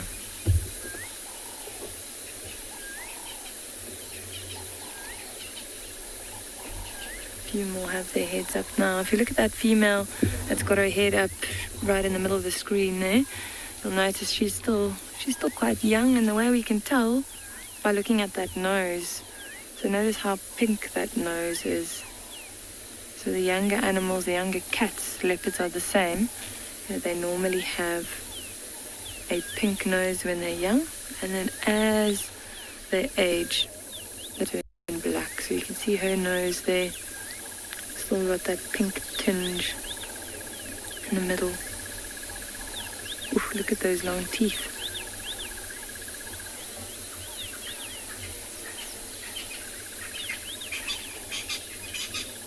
So those canines, sometimes up to, around 5 to 7 centimeters.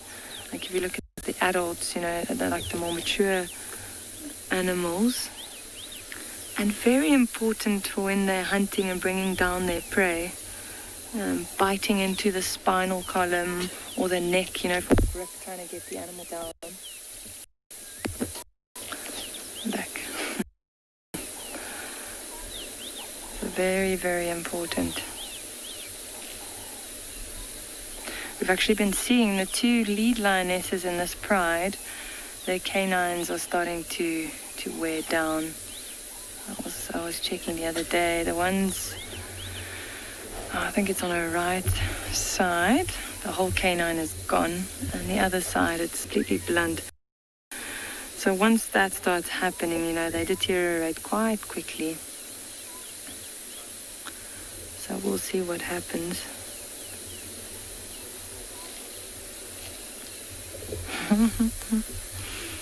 His head's up, but I love how his eyes are closed. This male. It's growing really nicely.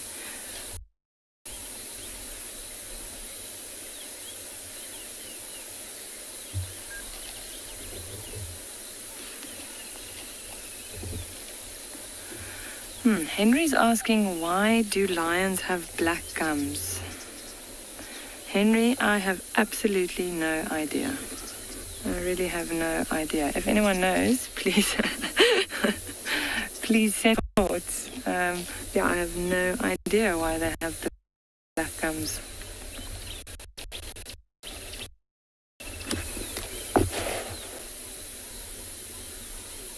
If you have a close look there, and Pika was just zoomed in, you can see it's just the lining of the mouth that's really black. But when you have a closer look just below the teeth, then you can see it's actually pink. So it's tough to say why those gums of the mouth is black. I'm not sure.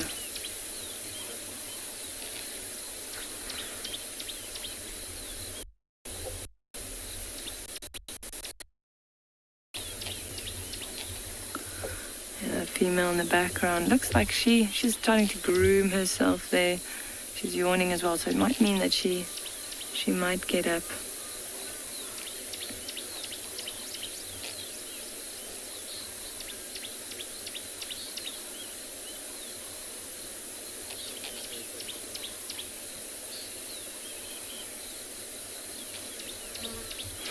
Darcy Ann is saying he's such a gorgeous lion. That he is. And that mane's still going to get much larger than that is now. So he'll have a full-grown full-grown mane at about 7 years of age. And he's about 4.5 now. So the mane's still going to grow quite a bit.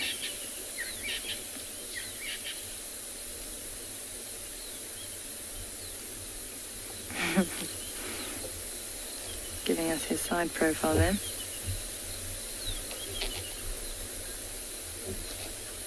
Have a look at that female in the back there. When she turns her head and looks towards us, I'm going to point out the white markings under the eyes there. I don't know if you can see that. It's almost like white lines under the eyes.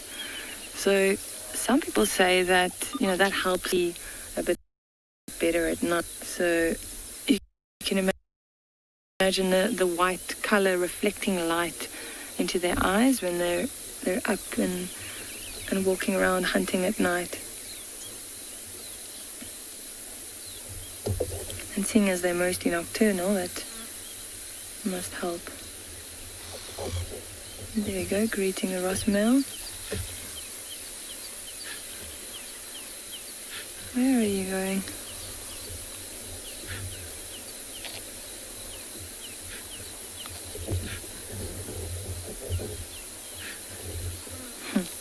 This young male seems quite nervous every time the Ross male lifts his head. And he kind of looks over his shoulder. She's facing in the direction of where that carcass was, but I'm sure there's nothing left there, so I have no idea where she's going. Maybe she's off to drink some water. And the closest water source is up on the bank, so let's see if she heads up there.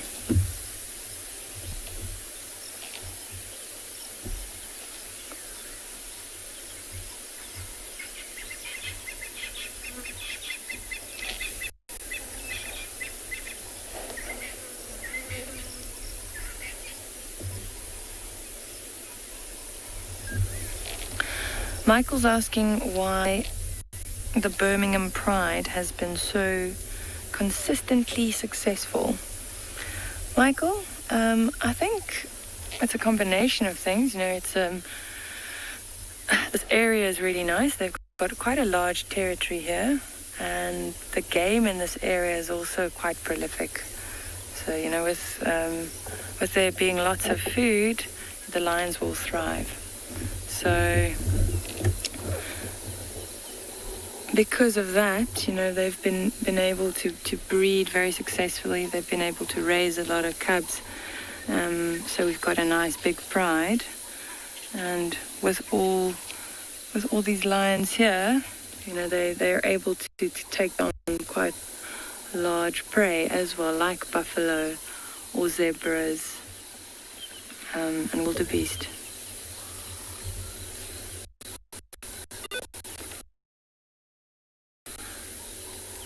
this is a really good area for them. I think that's why they've been so successful.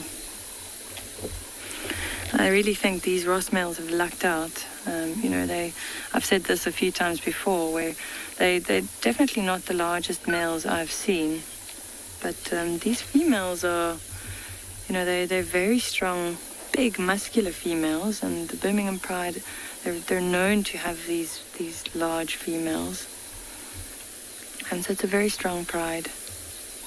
And the Ross males are currently in control, as well as the Birmingham Breakaway Pride. Now, if you look at that young white female, you'll see she's got a bit of a wound on her nose. Probably happened last night. You see that on the side of the nose. Like I mentioned earlier, when they're around a carcass, they're usually quite mean to each other. You'll see them growling and sometimes biting or like pawing each other.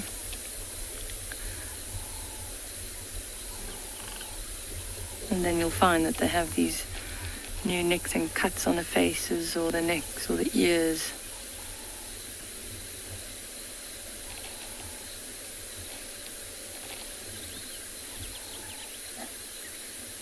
And then afterwards, you see them all sleeping together again, and usually on top of each other. This one's contact calling. I wonder if... I think there might be another lion up there. Oh, the one female actually just did walk up. Maybe he's calling her.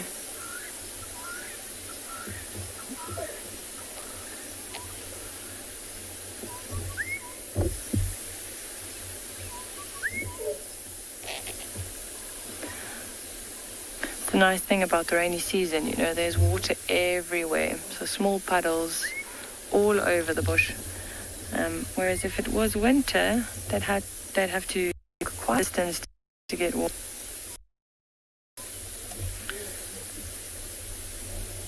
And there's a lot of life around the larger water holes.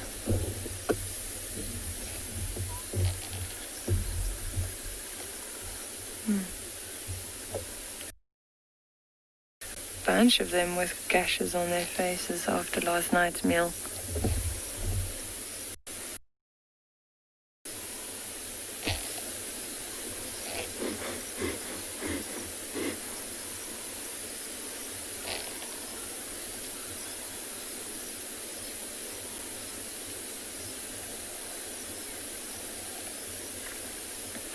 I'm actually quite surprised that we didn't hear them last night. Like I mentioned earlier, we're pretty much right next to camp. I can see from here.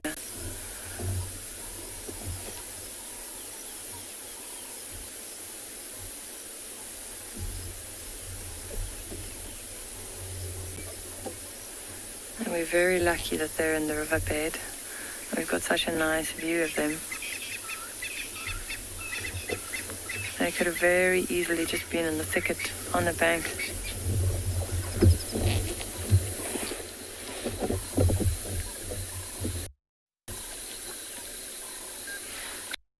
Jerome's asking if we ever get scared being so close to the lions. Jerome, not really. I think, you'll notice that they're not even looking at us. So, because they've been in this area for quite some time, and they've kind of grown up with vehicles around them, they're not too fazed with us sitting in the vehicles and just observing. They know we're no threat to them, so if we don't get in their way, get too close to them, they don't seem to be bothered. It's a different story if you jump out of the vehicle and you're walking, then they then they kind of see you as a threat. But in the vehicles, they're perfectly fine, and they just do their thing. It's always so amazing to see how they, we sit around them and we talk, we make a lot of noise, and you'll just see them just sleeping throughout this whole thing. But then they'll hear like a kudu alarm calling in the distance or a impala or something, and far away, and you'll see all of their heads lifting. Just because that's something that's, relevant to them. And they manage to somehow just filter through all the noise we make, and they'll hear those animals alarming.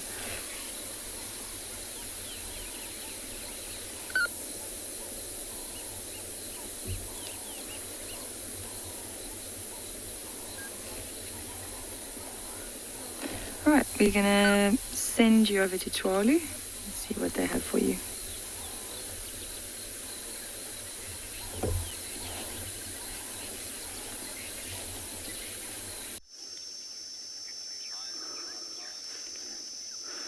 Good morning and welcome back again to Tswalu. The temperature is already well over 25 degrees Celsius. Our day is warming up and the animals are retiring already. So we're still driving around in the hope of finding a few of the Kalahari animals. And as we drove, we found this skull next to the side of a road. So it definitely belongs to a carnivore if we have a look at it. And then we see this little crest over here. Something has been gnawing on it. So maybe it's something like a jackal that might have been eating on it. If we look on the sides over here, this flat section, this bulging section over here is something that allows for very large muscles to be adapted to it. If we also look at underneath, we can see there's teeth and scissor teeth, or cutting teeth and molars here at the back. And this belongs to a hyena. So it's quite safe to say that this one belongs to a brown hyena, as spotted hyena has only been recently introduced into Tswalu. So brown hyena, just like spotted hyena, both have incredibly strong muscles, allowing for them to be regarded as having some of the strongest jaws of any other animal species. There's a few other contenders, which is hippo, also they believe great white shark, and also crocodiles that are almost very equal in terms of the amount of pressure that they can deliver in a bite. So quite often with brown hyena and spotted hyena, they crush bones to pieces to get the nourishment out of it. And it's said that a spotted hyena, for example, can crush a femur of a full-grown man with ease. What we also have a look at the back over here. I don't know if you can maybe zoom in for us. There's a little spot over here, which I've been told in the past that if you look at this adaptation over to where another two molars will fit in at the back, that is what separates spotted from brown hyena. So this is definitely a brown hyena skull that we have over here. So brown hyenas, in general, they cover very big areas. Some of them covers 450 square kilometer ranges. They quite often will go out and forage, and then they will return back to dens several days later. We also find with them that they will feed on ostrich eggs. They'll feed on carrion, as mentioned earlier. And then also quite often they will go for certain melon species, like the Djuma melon, to obtain moisture from that in a dry environment like this. A few days ago also we mentioned that they do love ostrich eggs, and omelette is one of their favorite meals if they can steal an egg from an ostrich. So in general, we don't pick up bones. That's why I'm pushing it around with a stick. The second thing that I'd never pick up when I'm in the bush is also feces of predators. So we never know what was the cause of what killed the animal.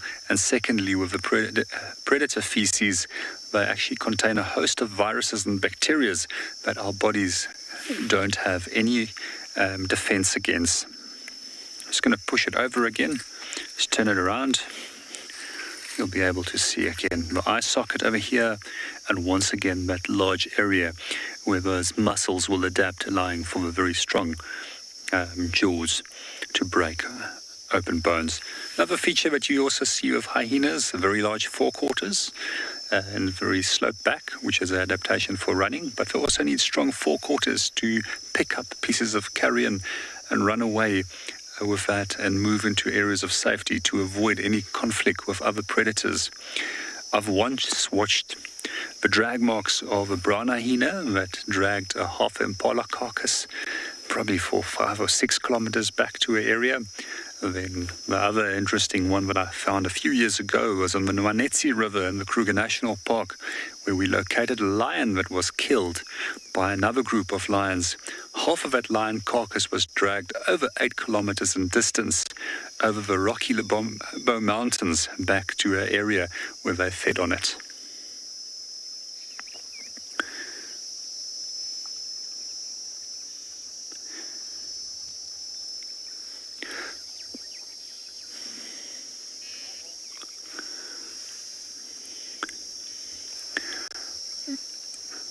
Good morning, Lee. To answer your question, how old it is, it's definitely an adult animal, but in terms of how old it is and how long it's been lying over here, that's very, very difficult to determine.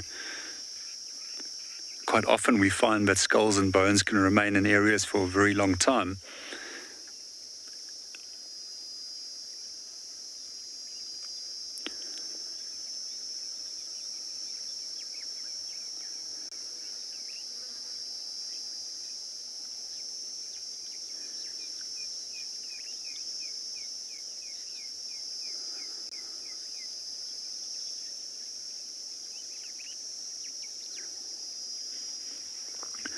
We also find that brown hyena has got an exceptional ability of smelling.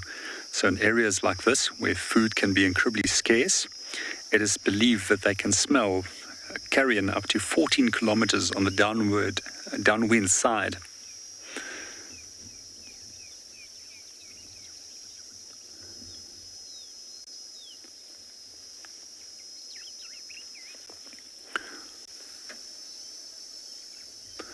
Smell in general is also a very important sense to locate food, but also to determine a number of other things, such as if other animals are in the area, if other animals are reproductive, and a host of more functions.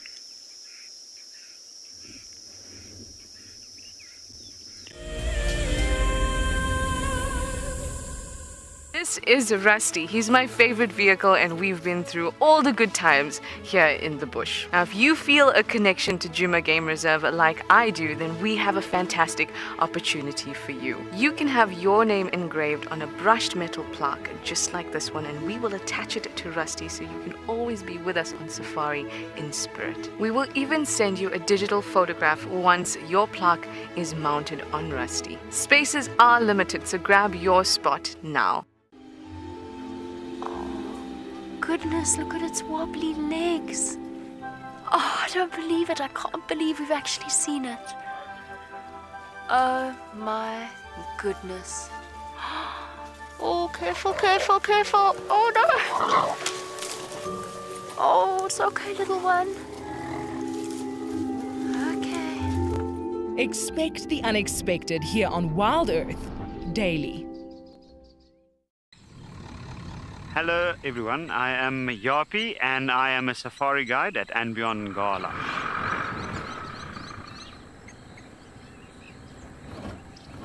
My favorite animal is the lion, because 99% of the time it doesn't do anything. And the 1% of the time it does, it's just awesome. Catch up with the guides daily here on WildEarth. Have you been watching WildEarth and dreamt of being right there on safari with one of the guides? Well, now you can. WildEarth is offering you a chance to buy a ticket to dream. You or a friend can hop on board a live WildEarth show and join our guide on safari. The ticket is redeemable at any of our locations, anytime in the future. Only a limited number of tickets are available, so don't wait. Get your ticket now and start dreaming. Terms and conditions apply.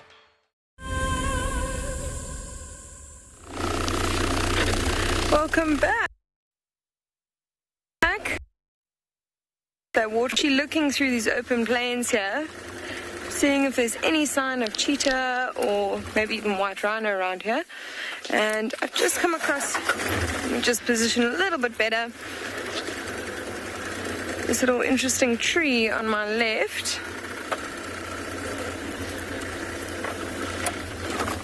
How's that, Owen? Okay. I'm sure some of our viewers have seen this tree before. But as you can see, there's a whole lot, it's got these lovely feathery leaves, and then in the middle there, there's tiny little thorns, in little small pairs. But then you can also see that it's got these larger thorns here. Oh, ow. Just broke one off there. I'd like to show you here.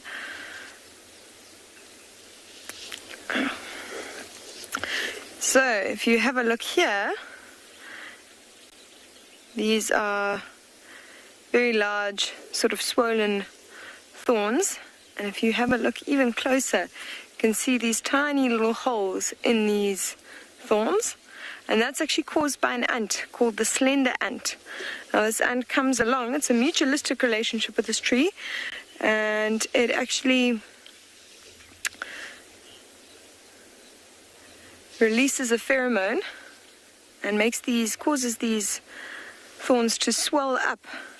And what they do is they use these thorns as nesting. Oh, there's actually an ant right inside. You can see there. It might be an ant or another insect using it as a nest. Don't know if you can see from that angle. It's a little bit too far. But they actually use this as a nest. And the reason it benefits the tree is as something will come and feed along this tree, those ants actually come out, swarm onto the animal, and it causes them to stop feeding. So it benefits the tree, and then the ant, of course, gets a bit of shelter. So that is a little story behind this tree. I'm also seeing some galls in between here. You can see one down here. There's a couple all around. Now these are done by our gall wasp, which will do a similar thing, except it doesn't benefit the tree. It's actually a bit of a parasitic sort of relationship and growth where its eggs are laid into the tree. It's quite a nice little sign of some of our smaller animals, the signs of them out in the wild. We're going to carry on looking through this beautiful open area. As I said, I'm quite confused as to why our cheetah don't like this section of the reserve. There's not a lot of predators around. We've seen a few impala, some of their more preferred prey species. So we're going to just carry on driving through this area and see what we come across.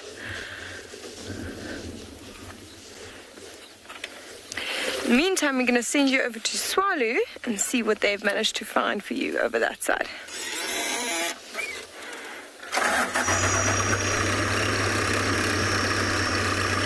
Welcome back to Tswalu. We're still driving around, seeing what we can find. We're currently just in one of the dune streets where we get a very dwarfed vegetation type that is known as shrubveld.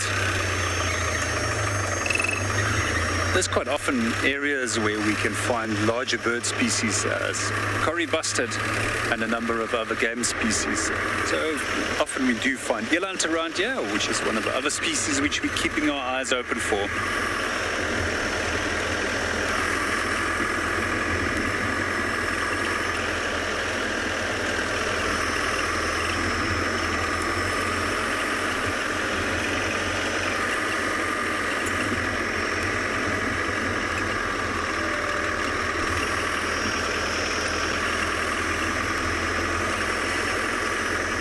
Good morning, Tyler. To answer your question, I do actually have a number of favorite plants, and I actually love trees even more than smaller plants.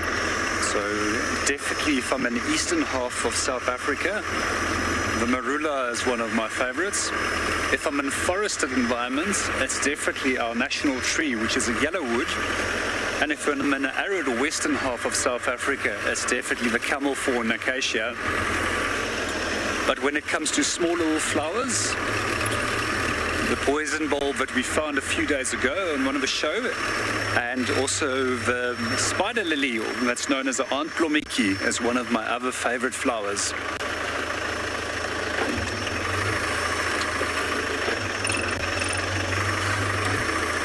In the Western Cape, it's definitely the Protea cineroides, which is our king Protea, which is my other favorite flower. And the ericas.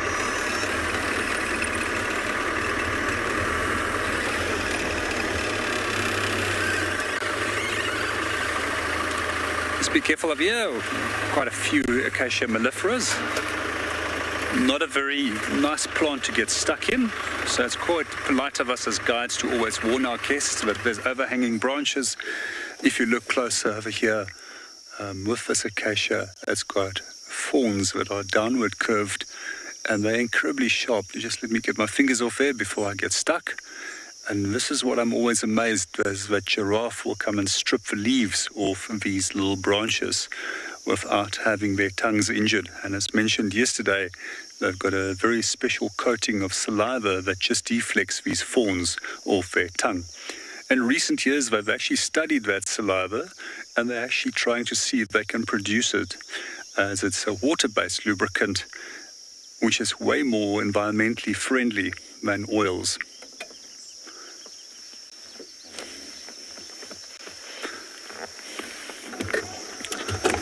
Quite often on these acacia mellifera's, we get another plant that grows here. I'm just going to break it.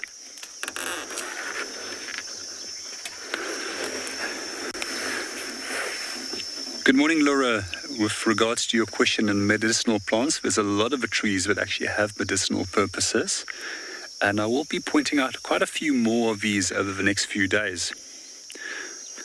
So yesterday we had a Christmas, and Christmas is often associated with mistletoe, and this is one of the mistletoe plants that grows on the acacias in this area.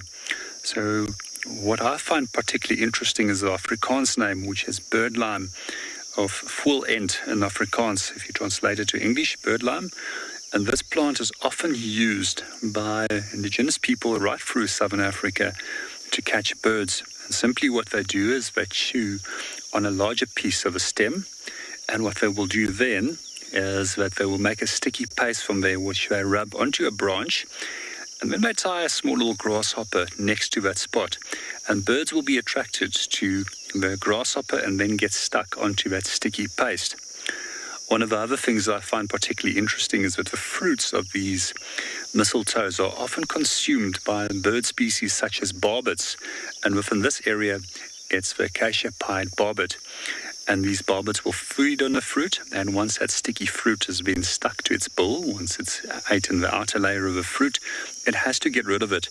And it perches onto a branch, scrapes it off, and what the seed does is then germinates on the plant and sets roots into the plant itself and parasitize the plant to a partial degree by taking nutrients and minerals from the plant, this inner bark, which is responsible for the transportation of nutrients and minerals. However, it's not a full parasite. It can photosynthesize. As you can see, it's got green leaves. Therefore, it can produce its own carbohydrates.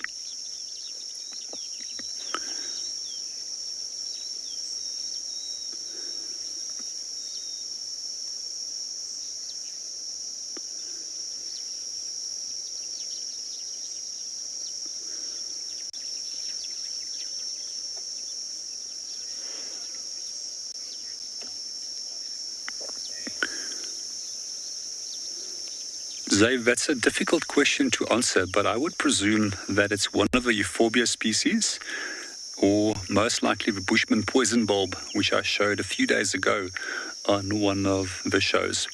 So both of those plants have the ability, if it's used in excess, to actually kill the person that uses it. So you do need to have a very good knowledge of how much, in terms of quantity, of a specific plant you need to use when it comes to medicinal purposes. For example, in the eastern half of South Africa, a lot of the euphorbias, as well as species such as Timboti, often gets used for curing toothache, but in minute amounts. It will be very successful for killing a tooth off that is busy rotting and killing it and then it's easy to dislodge. And then you can, but once again, if you incorrectly dose, you've got the potential of going straight to the doctor or making your way back to your maker. So a few years ago, I had a very good long discussion with a doctor friend of mine, and what he said is that yes, some of the plant species which we look at often does have medicinal purposes. In some cases, they have placebos, but quite often the side effects outweighs the value in terms of treatment. And he specifically focused on having patients that had to come in on a regular basis into hospital who was on dialysis machines, and most of these patients were people that would use medicines from plants that they collected from the field or which was given to them by a traditional healer.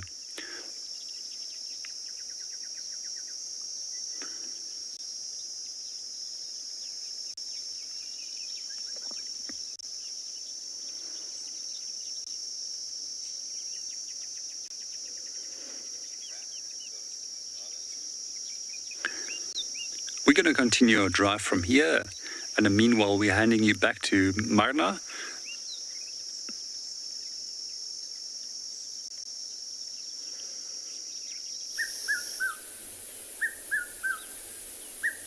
So we had to leave those lions to make space for one of the other vehicles, and we decided to continue along the riverbed. And we have found a red-chested cuckoo. So lots of them have been calling in the riverbed here. There are many of the cuckoos that are currently here. Afrikaans, we call this bird the Piet my vrou. I had guests the other day, and they were actually saying, because they were asking, why do these birds call? And I was like, they communicated, the males and the females are communicating. And he was like, well, they should probably say, waar's my vrou, which translates to, where's my wife? And now, obviously, he stopped calling. I don't know if you can see the colors too clearly. It is overcast, so it makes it a bit difficult. But he's got like this rusty, almost red patch on the chest. Ooh, look at that.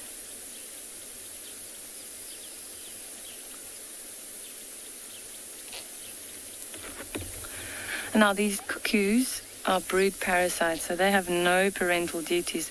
What they do is they come here in summer, they breed, and then the females will lay their eggs in another bird's nest.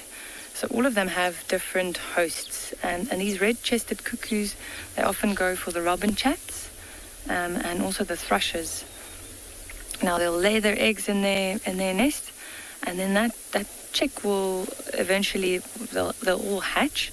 The cuckoo then being a little bit bigger than the host bird's chicks, and the cuckoo will eventually either kick them out of the nest or just make so much noise that the parents will just keep feeding that cuckoo chick even more than their own chicks.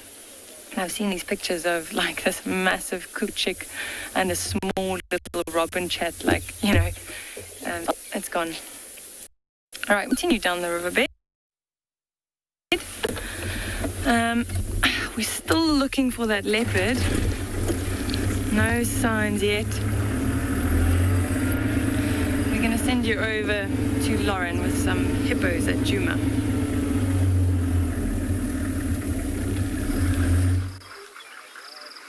We are still here, I promise. We had a little bit of a technical issue, but we're back in the game. So we've just came by Gowrie Dam. We'll give you a nice view of how full this dam is, and of course its resident hippo.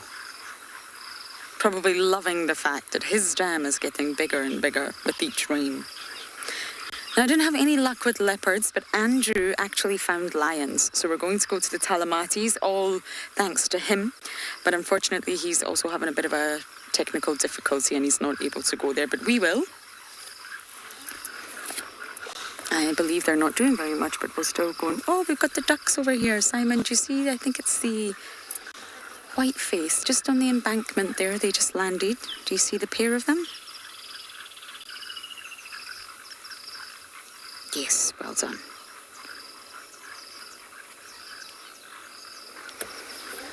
Yes, I love these ducks. The white-faced whistling ducks. Phantom of the Opera.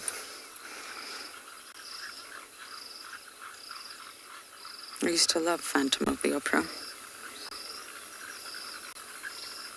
Monogamous, but very difficult to tell between the sexes, so I would not be able to tell you which one was the male and which one was the female, but it's very likely that we're at least looking at a pair.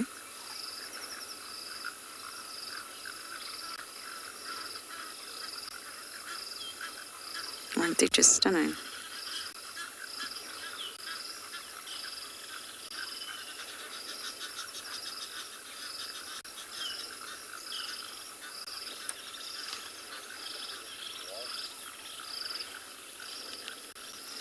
Oh, I do appear to have lost comms at the minute, but we are going to bumble towards the lions.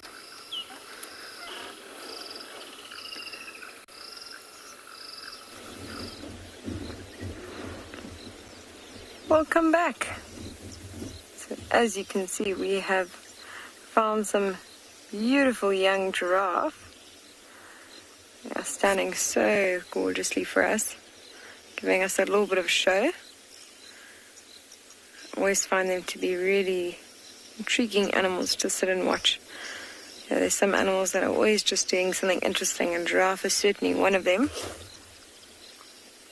You can see this one has a red-billed oxpecker. The one on the left is a red-billed oxpecker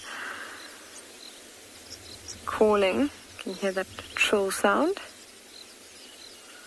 It's opening its bill there.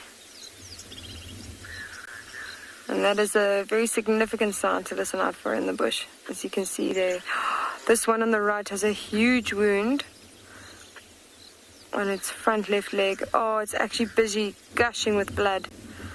You can see the blood pouring down. This one right in front of us, it's facing away. It's the second one from the left. If you look on the front left leg,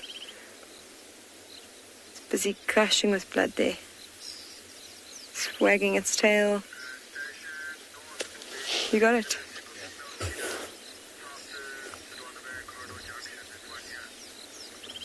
I'm trying to figure out what is oh.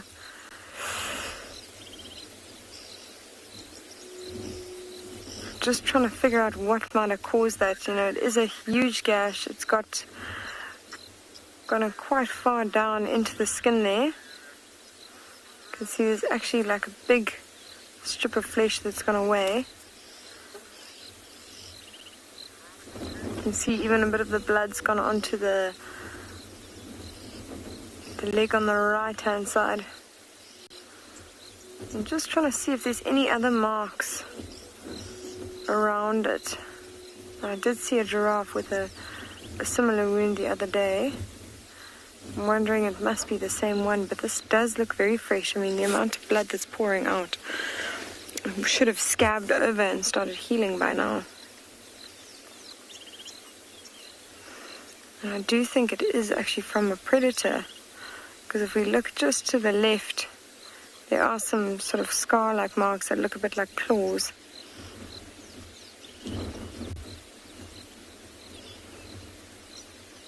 Almost as if something managed to grab on and bite a chunk of its leg off before this giraffe managed to shake it off. Another possibility is as it's running, it got a huge chunk out gouged by some sort of oddly angled stick. I think those are the two most likely outcomes.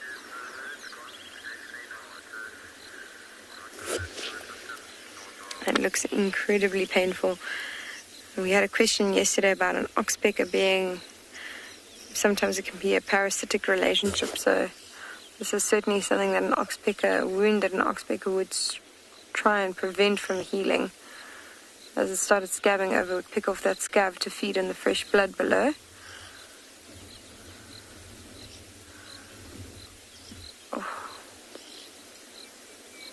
I always feel sorry for animals in these kind of circumstances, because we know we would be able to, if it was us, we would be able to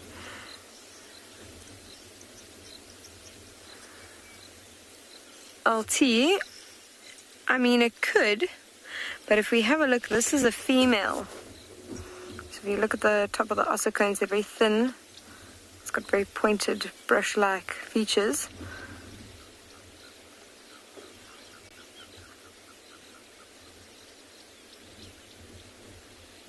As I'm saying that, I kind of think it is actually a young male. I've just seen, even though it's got those type of hair tip points, you can see in the middle of the belly, there's actually a little tuft of hair there, and a little protrusion. So there's a young male. It's just got very thin ossicones and hasn't lost its hair quite yet.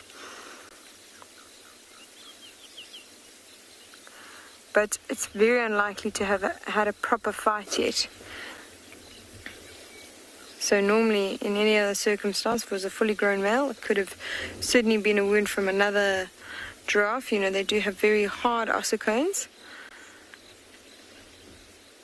But in this circumstance, because he's so young, he wouldn't be fighting properly like that. He might be play fighting. This giraffe on the left, watch him. He's busy chewing on a bone. Have a look, he's giving a good old chew. Getting right to the back there. And why they chew, it's called osteophagy, and it's to try and get phosphates and calcium from that bone. And what's quite interesting is that the bones around here are actually from an old giraffe carcass. So it's an interesting scenario that it's actually probably chewing on the bone of one of the bones from an old giraffe.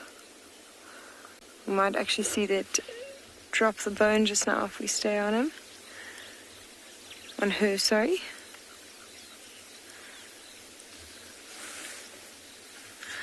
A beautiful sort of scene with all three giraffes walking in one long line.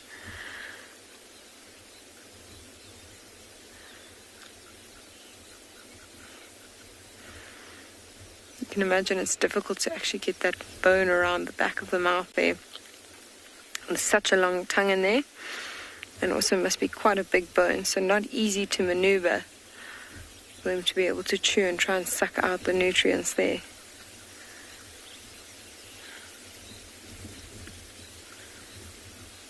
There we go. Seems to have got it to the front teeth now.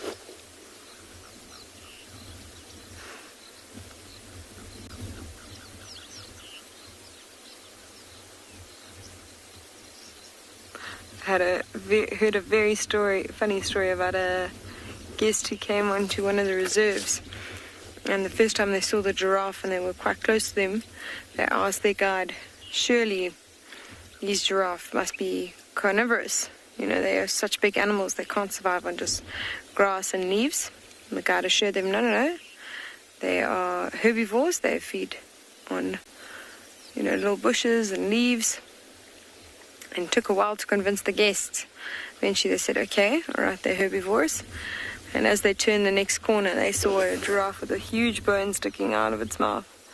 And looked to the guide as if he had been lying, and then he had to quickly explain the whole osteophagy and how they lack phosphates and calcium. But he said, quite funnily enough, he didn't think they actually believed him by the end of the day. And one on the right might have also picked up a little bit of a bone. It's doing quite an interesting chewing motion again. Yeah, certainly seems to have picked up something. Can actually hear that crunching.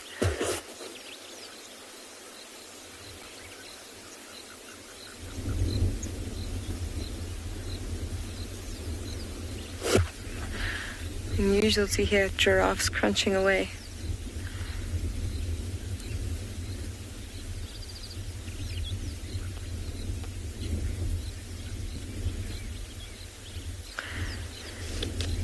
So we are going to carry on looking through these open areas, seeing if we can find any signs of cheetah around here. But in the meantime, we're going to send you over to Tswalu.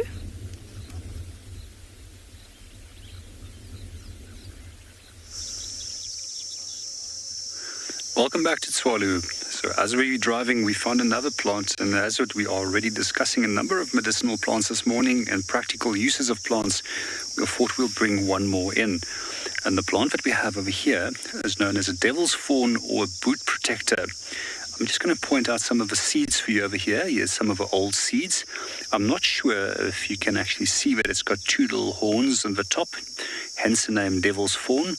And just like the tribulus, which we found earlier on, when an animal steps on these, that will be stuck on their foot, crushed underneath their weight, and the seed isn't dispersed in this way. Now, one of the practical uses for this plant is actually to use it as a soap or also as a shampoo. I'm just going to demonstrate to you how it works. I've just broken off a little piece over here.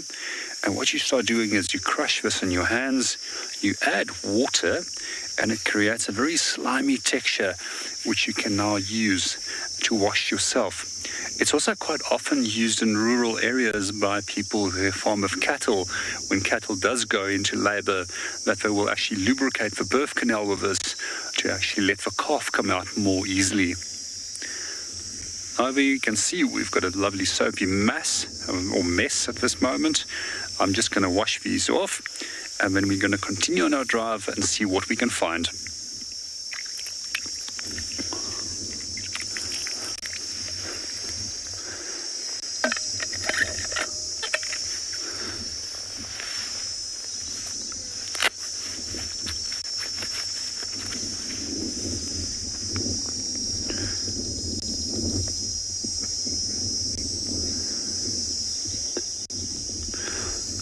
Just before we're going to continue on our drive, I'm just going to hand you over back to Djuma, where they're currently viewing lion.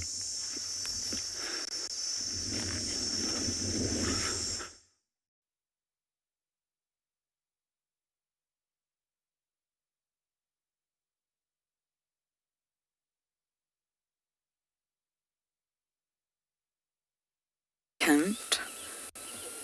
I can see 5 at the moment. But I can also see the other vehicle looking in a different direction, so I imagine the rest of them are over there. They smell awful. Sorry guys, but you do.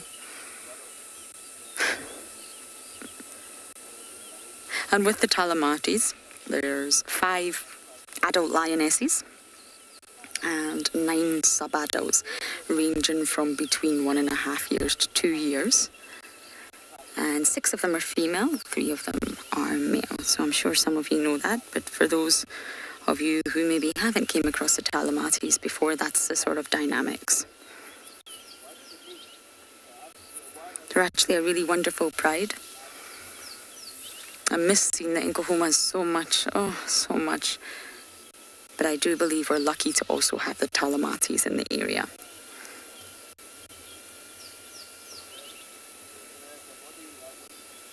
It's not that hot yet, but they're clearly down for today. I imagine our lions will sleep most of the day, which is completely normal. When you're active all night, of course you're going to sleep all of the next again day.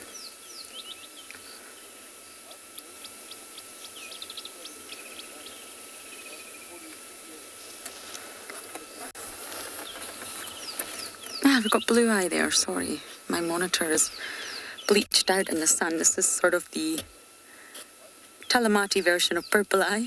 We call her blue eye.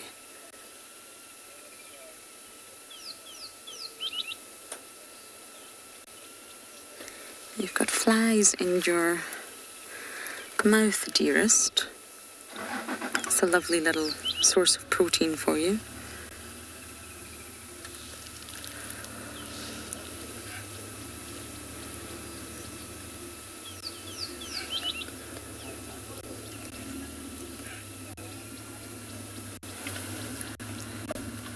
All of you are happy to see the Talamatis. Me too. And you can see, if we can just go back to blue eye, Simon, you can see her teeth are quite yellow. It's normally a little bit of a sign of an older lioness. And her canines are blunt. You see that? Slightly blunt at the tips, if you like. They're not as sharp as I imagine they once were. And how small those little teeth in the front are.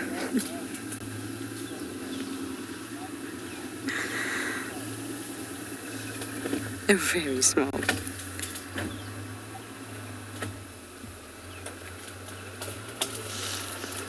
Sorry, that's just another vehicle trying to navigate around us.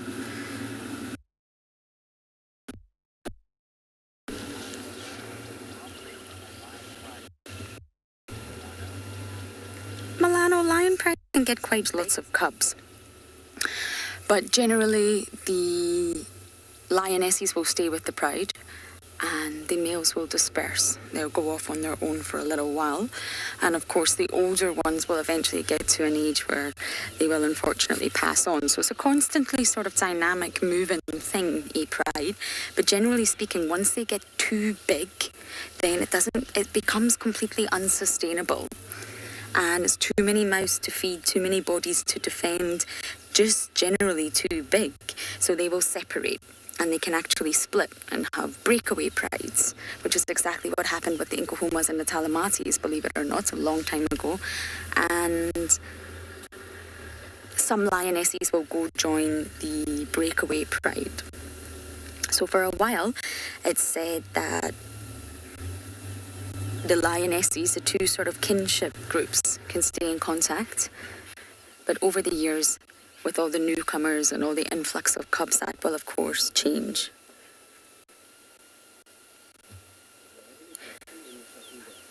So generally speaking, I'm sure the average figure is somewhere between 15 to 20 within a lion pride, and that could be including the coalition of males. There will always be one dominant coalition of males that will sort of be residing over a female pride. There has been prides up to 30 recorded, but on average, you'll find 15 to 20.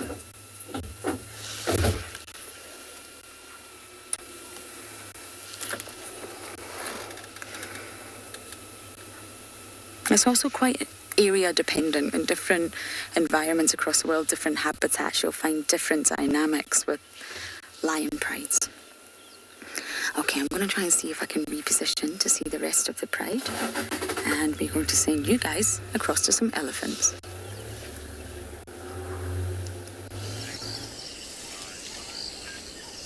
So we have what looks like Cher's wig attached to the bottom of an elephant's tail. Now it's a luscious amount of hair for a very big elephant bull who's got awesome looking tusks, very symmetrical, long, slightly curved tusks. And this elephant has just finished drinking at Ndlovu Dam and is actually making its way up the slope and is ever so slightly coming into must. There you can see those beautiful tusks, nice and thick at the base, tapering to a nice pointed end. Very tall elephant with a lot of temporal gland secretions, so a lot of liquid coming out the side of its head. And just a moment ago, we were a lot closer to this elephant. It walked over to us. And then we smelt this very pungent, acidic smell, which you very much associate with must.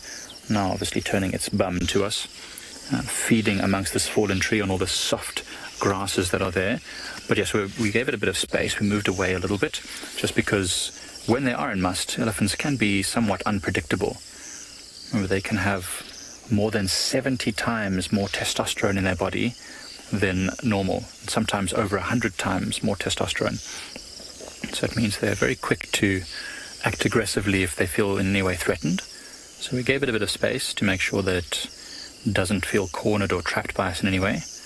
And although it gave us a bit of a head shake, it seems to have calmed down now, and it's just doing its thing, feeding with its friend. A much younger bull traveling together. Now, as it turns its head, you'll be able to see the temporal glands very swollen on the side of its head, and the liquid coming from those glands. So that is called the temporal gland, and that is a sign that this elephant is in must, or at least coming into must, because it doesn't have a lot of wetness. Oh, it's scratching its bum on the tree. It doesn't have a lot of wetness between its legs, which is another sign that an elephant's in full must. So I think it's just the early stages. Thank goodness for us, because at one stage this elephant was probably about 10 meters away from us as it walked from the water towards its feeding ground. And if it was in full must, it might have been a lot more likely to give us problems. Look how it's leaning back like that. I wonder if it's actually leaning on a bit of a stump there. Yeah, it is. It's having a bit of a scratch on its bum, on that very sharp-looking spike. Harold, I don't believe elephants do sweat. And if they do, I've never noticed it before. They pant and they flap their ears to try and cool down. But I've never seen them sweat before. I don't believe that they can sweat. Not like we can anyway. when they're really hot, they'll go into water to cool down and they'll flap their ears a lot. Now you see they're flapping their ears quite a lot now, although it's not a very hot day. It is quite humid and it is quite warm, and there's almost no breeze at all. As you can see, the grass, the plants, the trees, everything is dead still. So there's not even a breeze stirring. So they need to create their own breeze by slowly flapping their ears open and closed, which helps air to pass over those veins and arteries and capillaries inside the ear and help them to cool down. Now you can really see the size difference between the tusks. It's amazing. This elephant, I'd say is probably in its early 30s, or maybe even, early 30s, and it's already got massive tusks. Now I don't think that it could yet be called a tusker, not quite, but if it continues growing over the next 30 years, which it may well do, we might see those tusks getting twice as long as they are right now, which would definitely make it a very impressive elephant bull. Now, it's unfortunate that they both seem to be walking towards us. It's not particularly what I'd like them to do. We are at the moment nearly 30 meters away from them, so at the moment it's good, but if they keep walking towards us, we will have to move out of their way. In the bush, everything is about giving way to the bigger and stronger animals. And elephants are definitely the biggest and strongest animal, so I would never try and block their path intentionally, especially not one with such impressive weapons.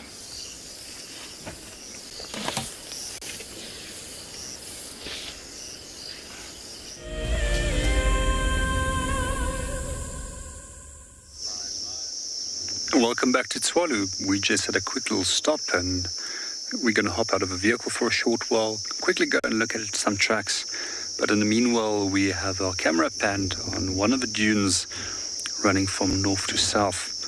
And we just like to encourage you to sit, listen, and to all the sounds, some of the cicadas in the background, and a number of bird species such as white-browed sparrow weaver and calling as well.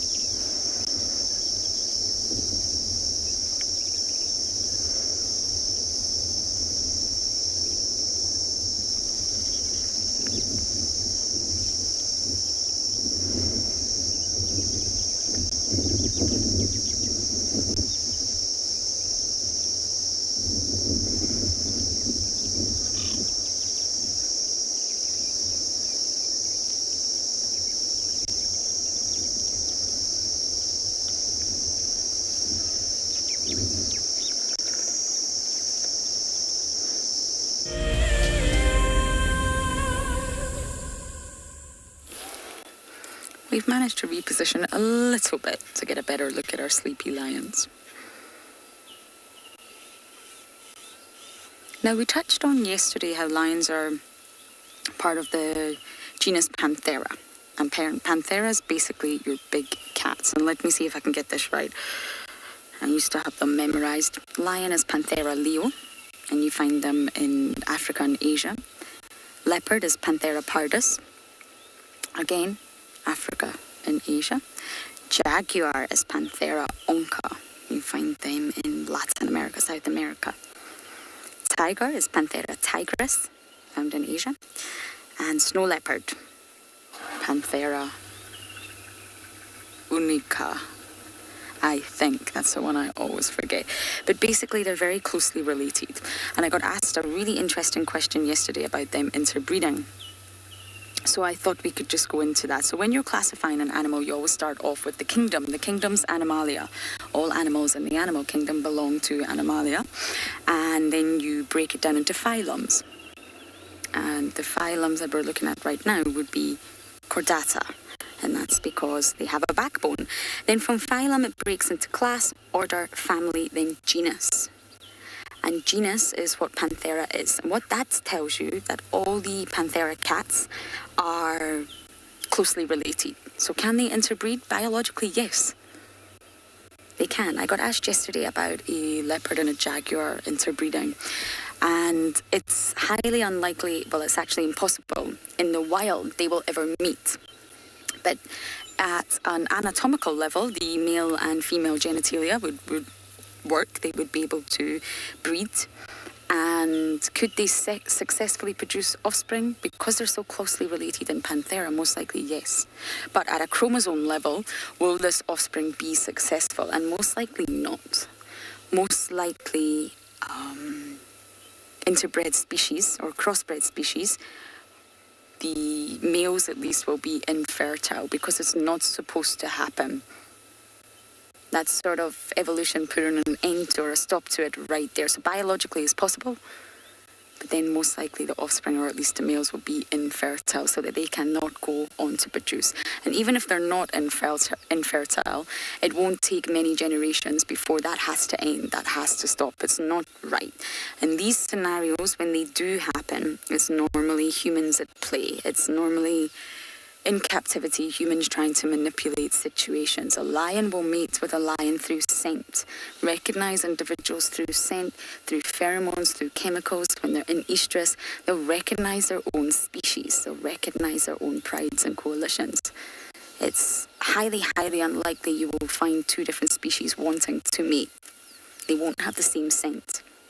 Now, a leguar or a lepjag, I hate both of those names, are actually the hybrid, the terms used for the hybrid of a male leopard and a female jaguar. And you can use leguar or lepjag interchangeably if you ever so wish. And they have been bred, and it has been successful in captivity. Of course, when you use a male leopard and a female jaguar. And the other way around, I believe, is not so common. It doesn't always lead to success. So I just did some research for you, and that's what I came up with. I believe humans have, well, they've done some terrible things when forcing species to crossbreed. But it says that the lepjags that I just mentioned, I hate that name, I just don't know what else to call them. The females are fertile. And one incident, they actually mated that female lepjag, who's a crossbred individual already, remember, to a lion, to a male lion. And it was successful in terms of they were able to reproduce, and they called this a lijaculeb. Goodness. I think I will stop right there because it's awful. But yes, it's possible. The closer animals are related, then biologically, anatomically, physiologically, it's all possible. So there you go. It's getting really hot now. That sun is starting to burst through. And of course, cheetahs, they're not in the Panthera genus. They're in a whole genus all on their own. They have a genus just for them, Asinoinks. And that's because they're not so closely related to the Panthera genus, and they have completely sort of different anatomy and physiological features. The opposite of Panthera, the opposite of your big cats, is your small cats. The serval, the wildcat, the caracal, the sand cat, the jungle cat, the black-footed cat, the golden cat. These are all examples of your small cats. So it's all part of the Felidae family, but it's just broken down a little bit further after that. And you've only got 5 at the top. That's your Panthera 5. And there are 38 species in the Felidae family in total.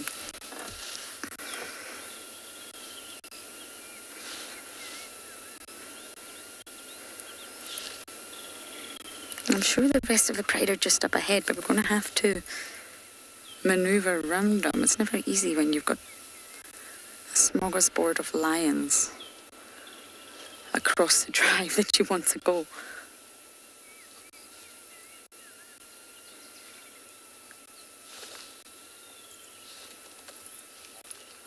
Okay, I'm going to try and navigate around and count how many lions we have here.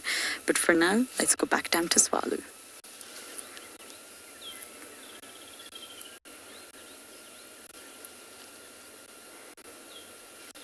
Welcome back to Tswalu. We've just been off a vehicle and we just found the track of an ostrich which we would like to share with you.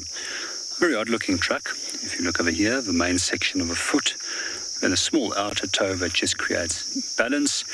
And then right over here, there's an incredibly large nail on the tip of the ostrich's toe. That nail is specifically used as defensive weapons against other males when they are fighting for access to females, and also to protect themselves against predators. A few years ago, I was very fortunate when I was at Cape Point National Park in Cape Town, where a number of baboons were trying to steal some of the chicks from the nest, which was close by to the nest. The parents very rapidly started running towards these baboons, and roughly at a speed of some 60-70 kilometers an hour, they caught up with these baboons and gave them a fairly bad kicking. So yes, would not mess with the ostrich. It's one of the few animals in the African veld that I'm actually personally quite cautious of. I do feel very comfortable with leopard as well as lion on foot. However, the ostrich is the one that I do fear.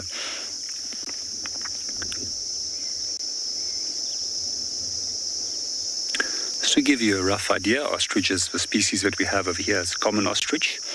It can weigh roughly up to 70-80 kilograms. However, they can potentially get larger. We've already mentioned in a previous edition that their eggs is one of the largest eggs of any bird species at the moment. And if we have to compare that to the world's smallest bird species, which is a bee hummingbird from Cuba, which has an egg which is only 0.2 kilograms, while the egg of the ostrich has a contents or weight of approximately 1 to 1.4 kilograms approximately. The ostrich, as mentioned already, between 80 plus kilograms compared to the bee hummingbird, where the bird itself only weighs 2 grams. Within the arid areas of Kalahari, we also have one of South Africa's smallest bird species, and this is known as a penduline tit. They virtually weigh anywhere between 4 and 5 grams in weight.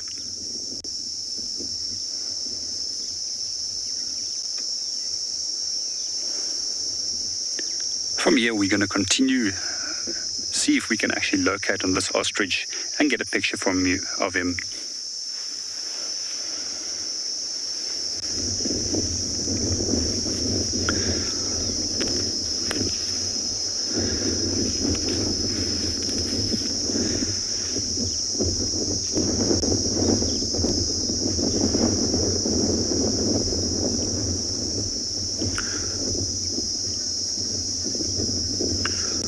Just before we head off, we're handing you over to Phinda, where they're currently stationed at a waterhole.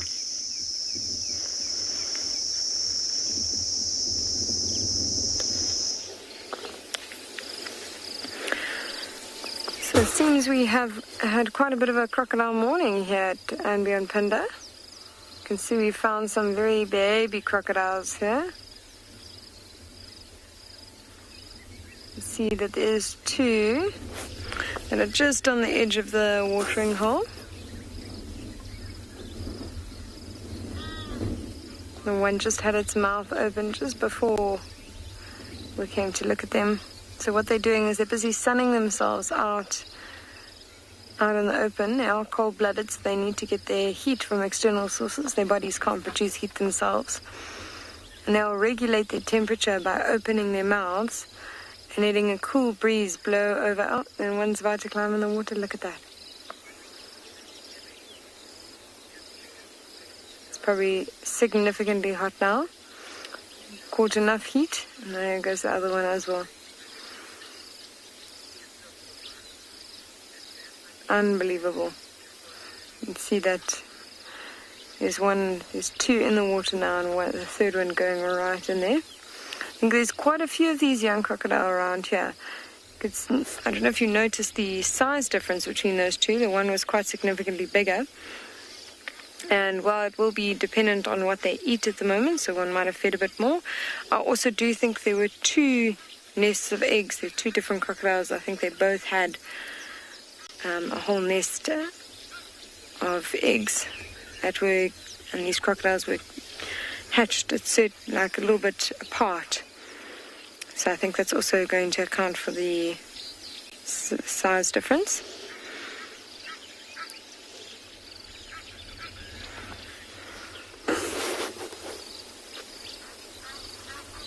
Quite intriguing little guys.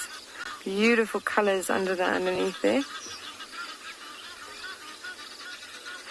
Wiley, thank you for your question, and it's a very interesting question because no, they actually don't. They will continue to grow until they're 70 years old, but their growth does certainly slow down as they get older. So, while they grow quite a bit when they're younger, and they'll get much bigger, much quicker as they grow older, it slows down a little bit. That's why you can get some really massive crocodiles.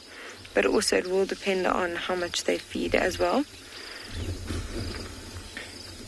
Amazing to see how few we can actually find here at the moment. So when we first found this little section of crocodiles, or these little group of crocodiles, I think we counted over 30.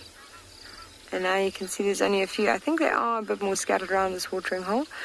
But I think also a few birds have figured out that there's a surplus of crocodiles here. We actually saw a fish eagle with one in its talons a few weeks ago.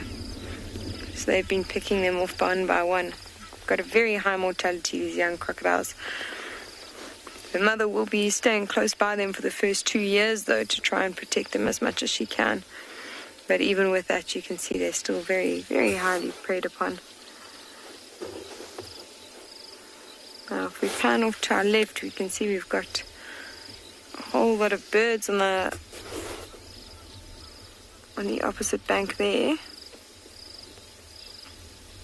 You can see starting from the far right, actually there's another young crocodile there. There's another one right in front of those group of birds. There's like a little brown birds with that blacksmith lapwing in the middle. And just in front of that blacksmith lapwing, you can see there's that baby crocodile.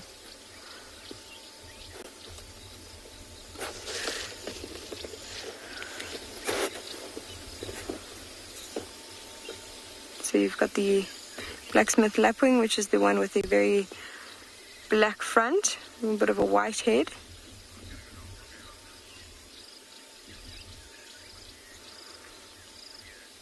So Lauren, you can't really, not from sight. You'd have to have a very dosed out crocodile that's been anesthetized for you to be able to sex it. Crocodiles, when they lay their eggs, there's a difference in temperature, and that will determine whether they're males or females.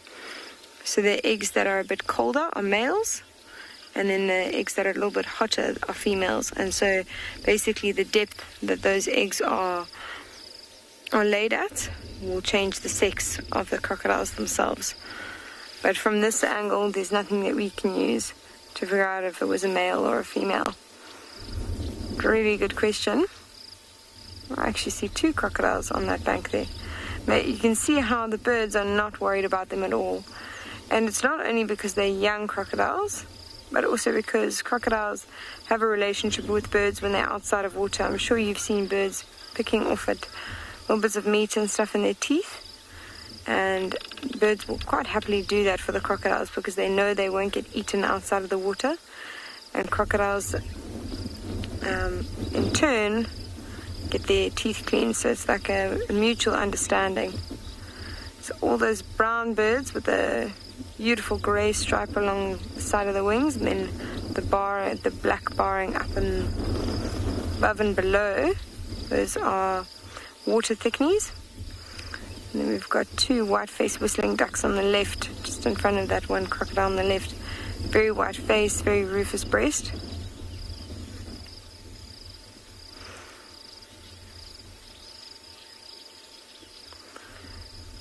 I think what we might do is sit here for a little bit longer and see if anything comes down to drink. In the meantime, we're going to send you over to Djuma, who found some lions.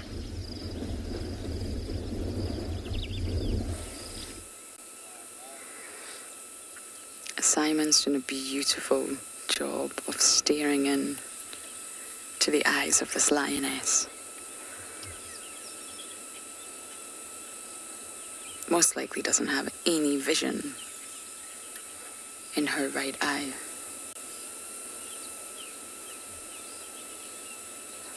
Simon, that's stunning. I think she's watching all the butterflies. Don't go chasing butterflies. Hopefully the butterflies do not decide to land on the nose. I don't think that will be a good ending.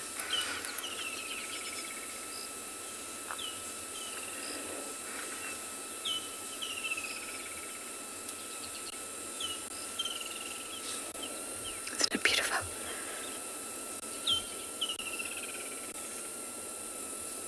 Lions are definitely slightly more camouflage in winter, I would say, because their tawny coats tend to blend in with the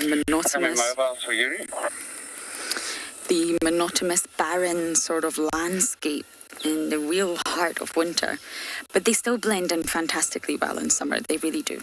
Although the vegetation is very green, their tawny coats still blend in.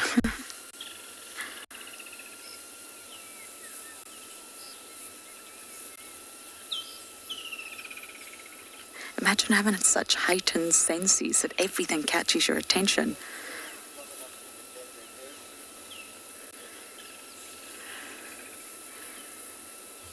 Finny, you're asking, are the males still strong enough to defend their territory?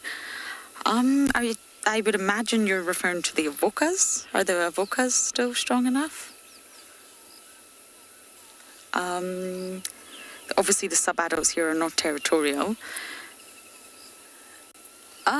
Yes, of course, they're still the dominant coalition around here. Darkmane's got a bit of a limp, and he's very much still able to feed well, roam around Buffelshoek. And Blondie and Mohawk I haven't actually seen in quite some time. Oh goodness, they've all gone pancake flat. But yes, they're still very much territorial. They were born in 2013 from an area called Avoca, which is not too far away from here. We drive past it on the way to Hoedspruit, and that makes them 7 years old, coming up for 8. So they're still in their prime. You would not believe it. These two sausages have just came and lay right in front of our car. Just going to make it very, very difficult for us to leave. And the lioness on the right, Simon, you see that big scratch going down her side? I think it's a scratch.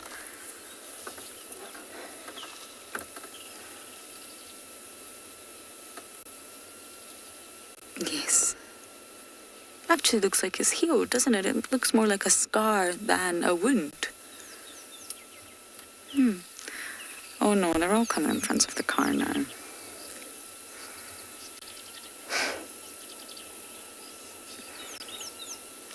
Although this lioness here, you can see the sun's starting to speckle on her. She'll move soon.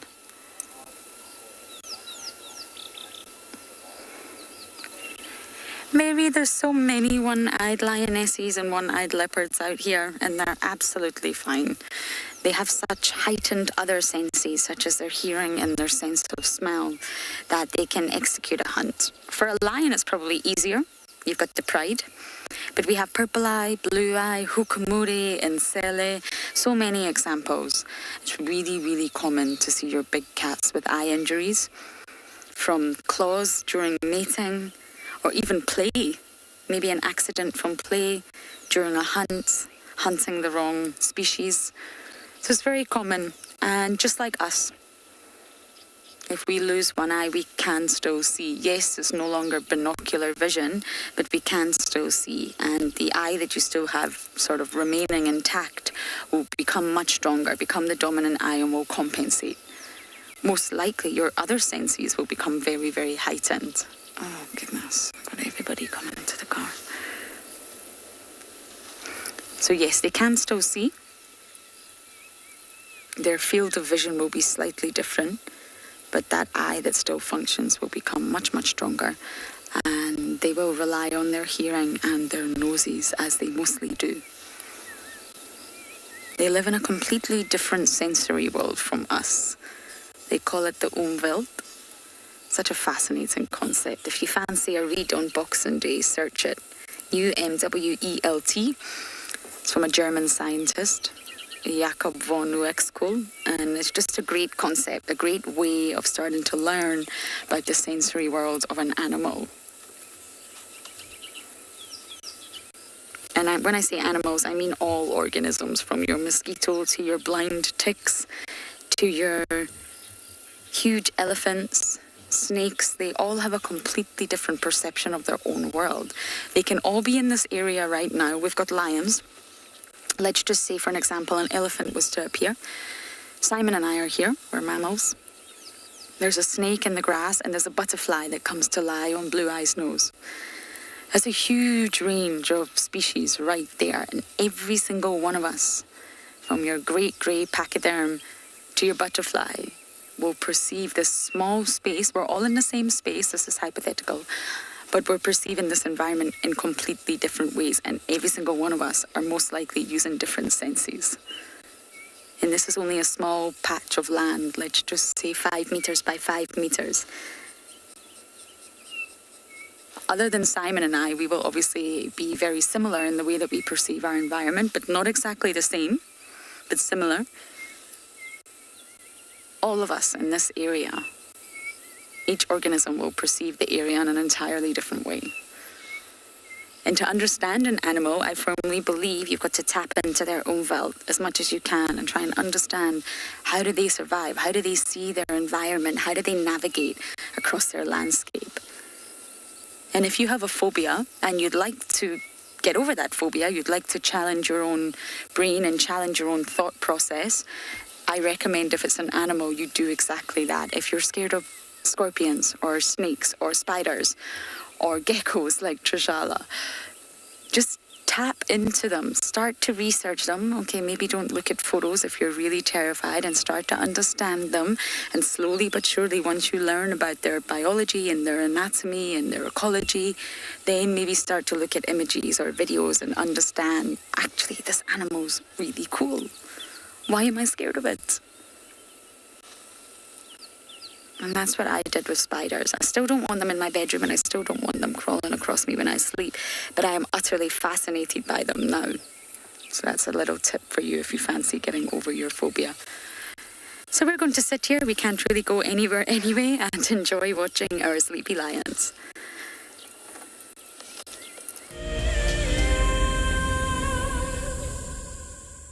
Join our Explorers program so we can keep on sharing nature with the world.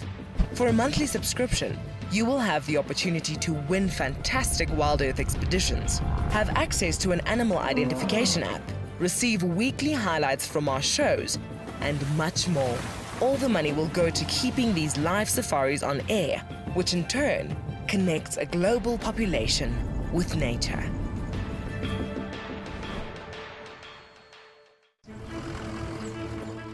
My name is Taylor McCurdy, and I work for Eco Training. I love hearing from all of the viewers. However, I particularly enjoy those of you who have been watching for a few years. Your questions are just so advanced, and they really get me thinking. If you'd like to ask a question on WildEarth, you need to register on our website. Once you've done that, head to the live safari page and submit your questions below the live feed.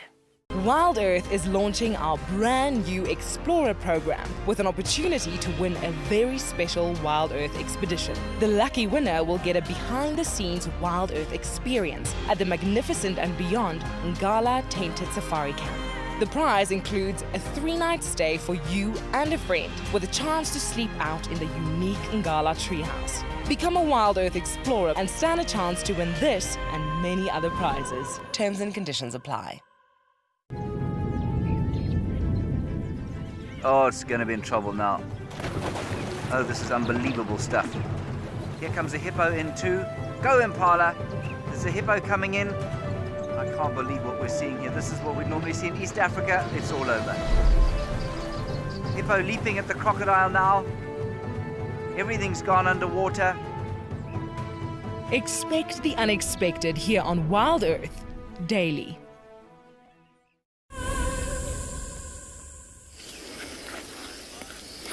Well, it was really interesting. We were sitting here and 1 million, and I tell you, I counted them, there was at least 1 million foam nest frogs were calling in chorus with each other. And like as if someone clicked their fingers, they all stopped the moment we came live here. And that is an interesting thing, because normally frogs do something called time sharing, which is where they'll call, individuals separately will call, and so they don't confuse the females that are looking for the strongest male. But they all just called together at the same time, and then all stopped together at the same time, which is quite interesting.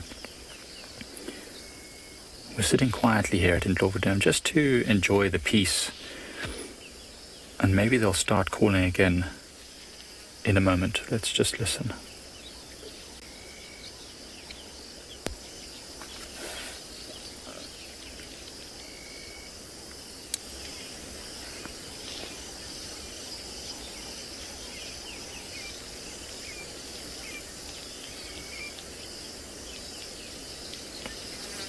It's all quiet now.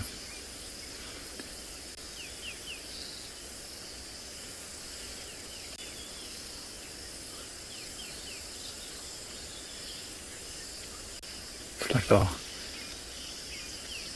whole world has gone silent. Normally we can hear a lot of sounds, but now it's just a few birds and crickets. It's actually wonderful.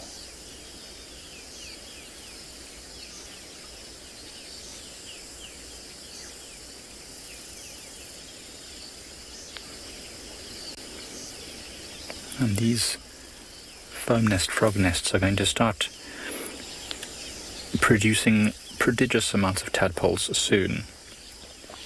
They're all going to start wriggling out and dropping into the water.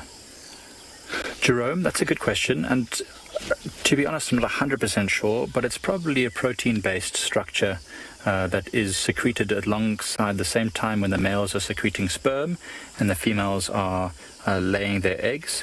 And what they do is they kick their legs together back and forth, and it churns up this foamy substance into this nest that hardens a lot like a meringue.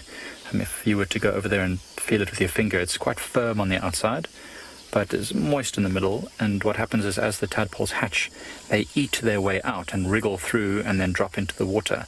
So I think it's a proteinous substance of some sort, created specifically to encase the eggs, to keep them moist if it gets dry, and also to keep them safe from predators. I'm so confused why predators haven't yet figured out that this is food, because I mean, any animal could come along and just chomp that whole thing and have, you know, hundreds of tiny little protein-filled egg sacs, as well as a mouthful of meringue. It must be delicious, but they seem to not notice that yet. They don't understand that that's... Everything in nature is like an evolutionary arms race. One animal develops a technique to defend itself, and another develops a technique to overcome that defense. And constantly nature is adapting. So this might be something that's still waiting for the enterprising predator who comes along and figures that out. And the frogs will have to come up with a new method.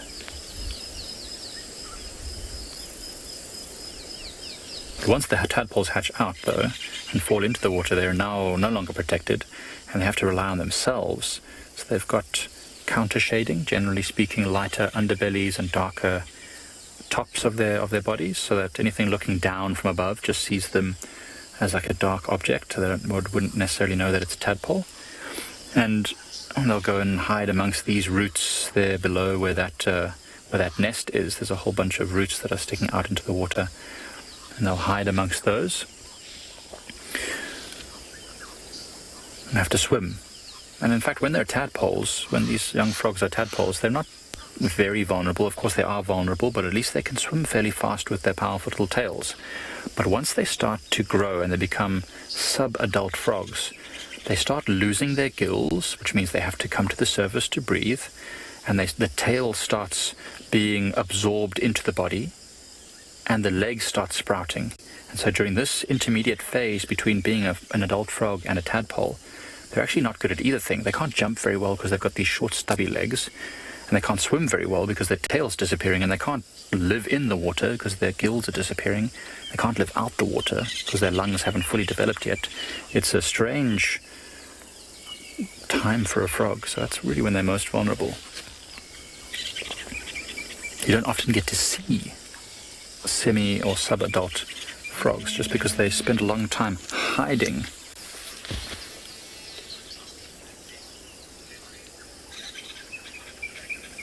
I'm not sure. I've never squeezed a nest before. I try to avoid damaging, if I can, anything in nature. So these frogs' nests are filled with potential baby frogs, and so you'd never want to disturb them. But if I see one that is already hatched and it's open and damaged, then I'll go and have a feel. But I don't think it would reshape. No, if you squeezed it and sort of squashed it, it will just stay in the shape that you squashed it in. But it's a good question. I mean, I've touched them before to feel what they feel like, but I've never grabbed one in my whole hand and just crushed it. So not sure. I'm not sure. I also wonder what they taste like. Does it taste like a meringue? I doubt it. Can't be sweet because then everything would want to eat it. Perhaps my next culinary experiment. I'll get Gordon Ramsay involved.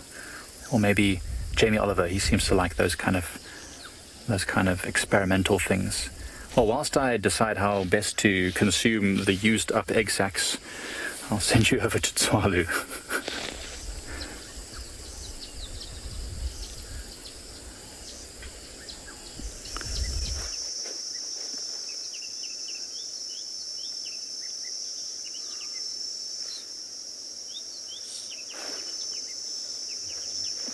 Welcome back to Tswalu. At the moment, we are lying underneath a tree and looking at one of the smaller components in the ecosystem. And what we have over here is a tiny little conical pit which belongs to an antlion larvae. I just want to show you a little picture over here. This is how he looks like. So you'll notice that he's got incredibly large pinchers that also act as sucking devices on the front of the head. And what he basically is doing is waiting inside these little pits for ants to come past. So once the ant has fallen into this little conical pit, we'll start flicking sand up onto the ant and making him slide back inside.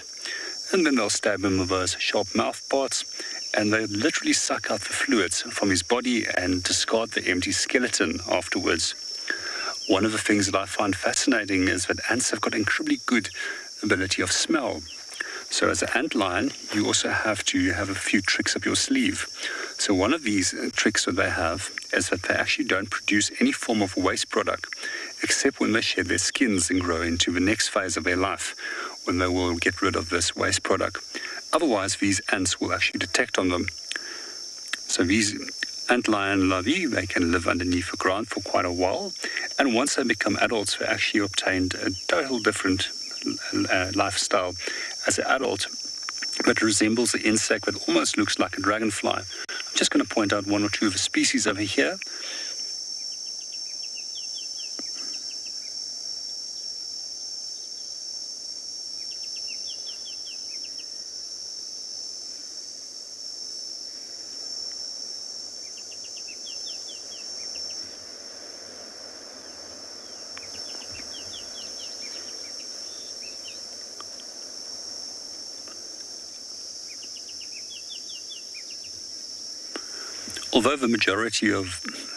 Although a small number of these conical pits are always seen underneath trees, the majority of all antlion species actually uses a free living system with no conical pit at all. They simply hide underneath the sand, wait for the prey to be in reach, and then ambush them.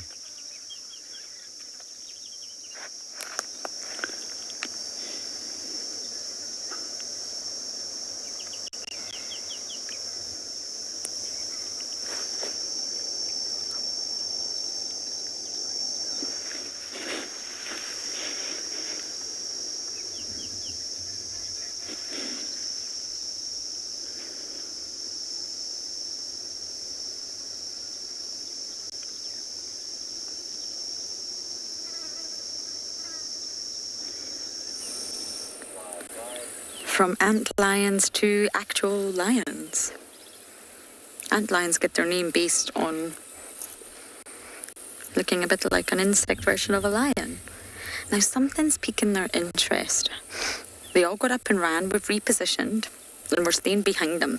So you're only really going to get views of the backs of their head, which is not ideal. And I don't want to block whatever they're looking at. I, of course, can't see anything. And there was vultures up ahead. They don't have a kill. So again, that just emphasizes the theory for...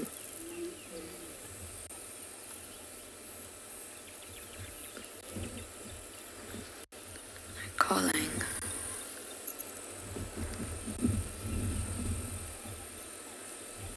It emphasizes the theory for me that the vultures just follow the lions all day, every day. They're highly visual. They're so visual that they can see the lions from far away, and they just keep tabs on the lions. They want to know exactly.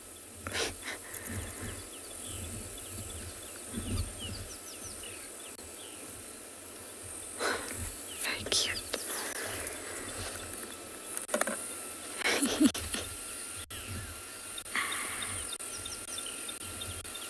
Are you just going to steal that other one's tiny patch of shade? It's not very polite.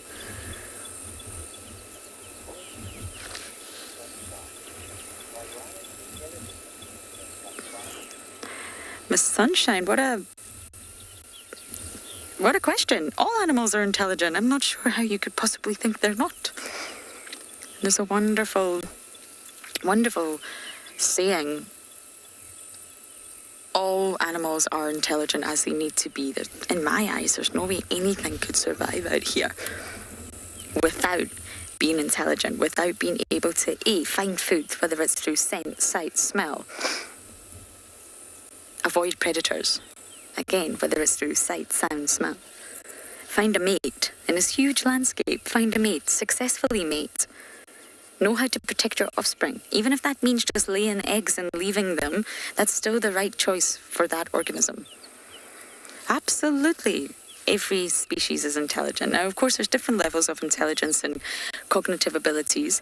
And there's a big debate about social cats, like lions being the most intelligent of all the cats. So, for example, lions are more intelligent than leopards because they are social, which shows a higher level of cognitive ability, and therefore they can be said to be more intelligent. Now, I disagree with that. Just because they can solve problems and they're social doesn't necessarily mean that they're any more intelligent than a leopard. In my opinion, you're welcome to disagree with me. But although lions are social, and yes, social behaviour requires you to recognise one another, again, whether it's through sight, sound or smell, you got to know your pride. You got to know who's your enemy and who's your friends. Leopards have also got to navigate this area and not be seen. Avoid. Use their sense of smell to avoid the lions, avoid the hyenas, avoid one another. They've got to find mates all on their own.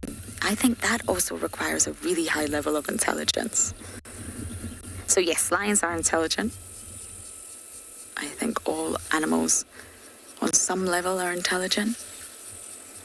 But can you compare between the likes of a leopard and a lion? I'm not so sure. But there's an article, and it's a very wonderful article that does state that lions are more intelligent because they're social.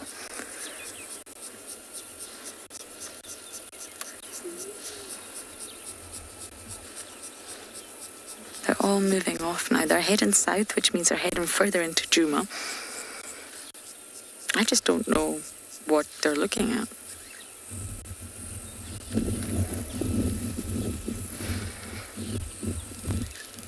Is it just the rest of the bride? Or is it something else?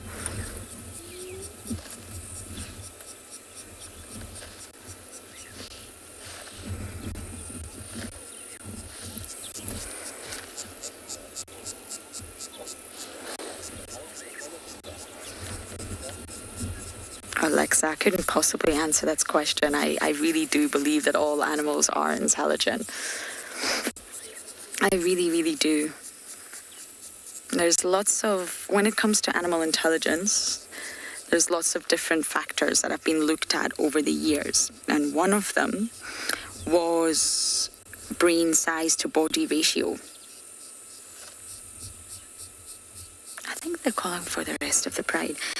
And for me, it's now been very much sort of proven that yes, that is a factor in being intelligent, but it's definitely not the only one, and it's definitely not the only marker that you can look at, brain size to body ratio. Can you hear them? What are you guys up to? Now, the manta ray has the largest brain size to body ratio of all fish.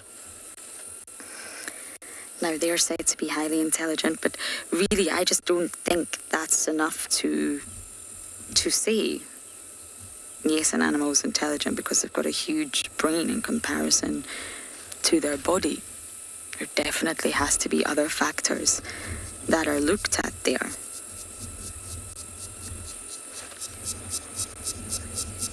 So I think the most intelligent animal, it would be impossible to say. I don't think we know enough.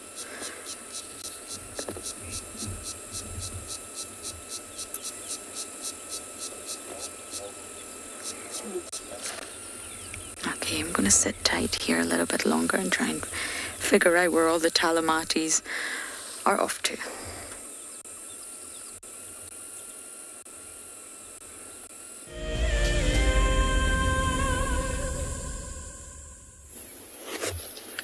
Welcome back. We've left that watering hole and we came across this massive bird of prey. You can see it soaring right up above us.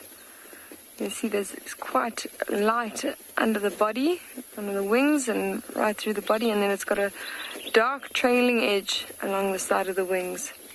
So it's actually a juvenile martial eagle. Busy flying off. What it's doing right now is it's scanning these open areas for prey. So it predominantly feeds on small mammals, things like hares or even small antelope, young baboons. Sometimes monitor lizards are something that it will catch. And then also a variety of birds. You can see it will feed on hardy-dog ibises, guinea fowl, quite a variety. So that's what it's busy doing at the moment. You can just see the sheer size of this bird. The biggest bird of prey we get at Phinda, just slightly bigger in wingspan than a crowned eagle. It weighs about 4 kilograms, so you can imagine that's why it needs to feed on such large animals.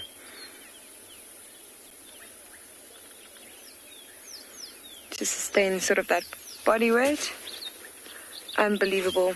So that is a juvenile martial eagle and will stay in that plumage for the first 7 years until it actually changes over to that lovely black chest and a little bit of black along the wingspan that we're used to seeing with martial eagles. It's absolutely gorgeous day here at Phinda.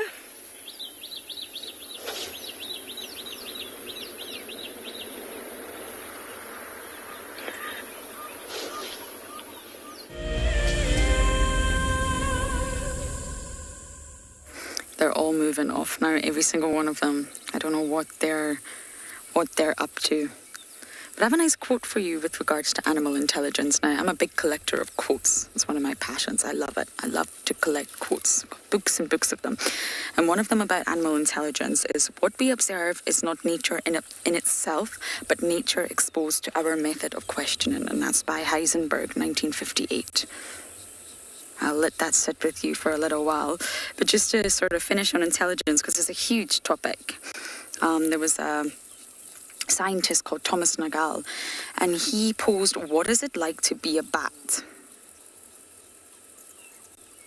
Baffles you, what is it like to be a bat? There's actually no way we could ever know, no matter how hard we study them.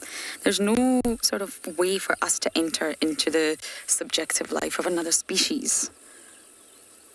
We can say from a human perspective what it would be like to be a bat. We think it would be like this, echolocation, blah, blah, blah. But do we actually know what it would be like to be a bat? No, we don't.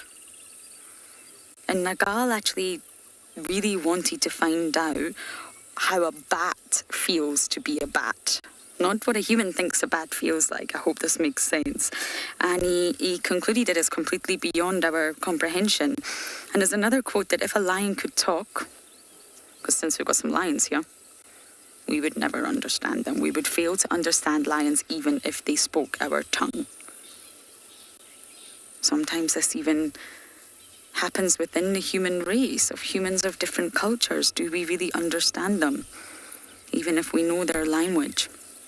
We have limited ability to sort of enter into the lives of others, whether humans that are foreign to us, unknown to us, or different organisms. We can't feel what they feel. We can't perceive what they perceive. But we do need to step out of our own box, our own womb belt, shall we say, and try to apply our imagination to theirs to understand how they navigate the complex world. But will we ever know? No, we don't.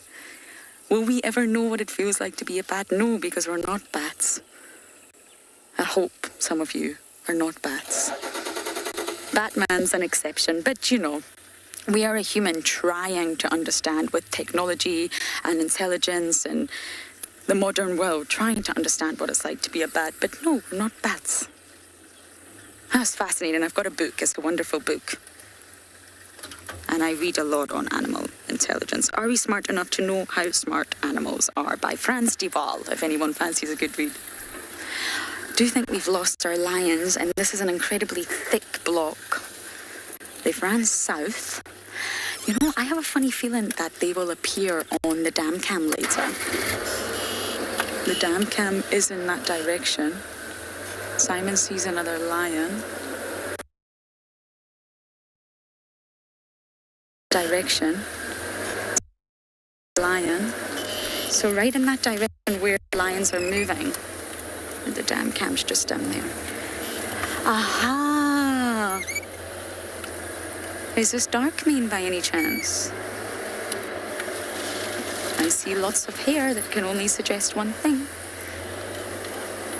Oh, hello. You're always the last to get up. I apologize, I told you the dominant male was not here. He is here.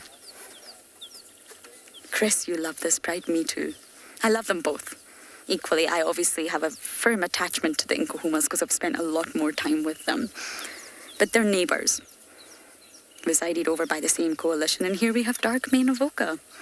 It does not surprise me that he's here. Oh, Limpy Lou. Are you still full of hippo? Because that belly still looks remarkably full. I bet you that's still the hippo. He looks a bit stiff there, doesn't he? He has got an injury that seems to have healed, but not the correct way, and it does make it rather challenging for him to walk. And I think sometimes when he's been lying down for prolonged periods of time, he gets stiff there. There's not enough mobility in the joint. I think it's healed the complete wrong way, and he gets a little stiff. But he is mobile. I mean, we saw him on a hippo carcass not so long ago, and now he's on Djuma. The females didn't carry him, I promise. Although I'm sure he would love it if they did. Oh, it's so good to see you, boy. I didn't know you were here. Sorry about all the technical difficulties that Djuma faced, but I think overall it has been another fantastic drive across all the different locations. So it's important for me to say thank you. Thank you to you all for jumping on board, your comments and questions, and please do join us this afternoon. Have a great day.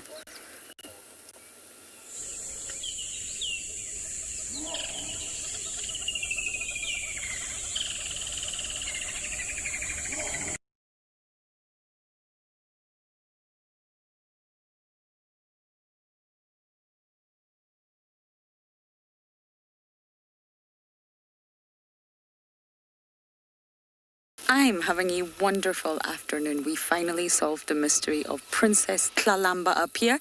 We've located the kill, a different kill from before, and she's obviously up this marula resting. So that's my plan for today.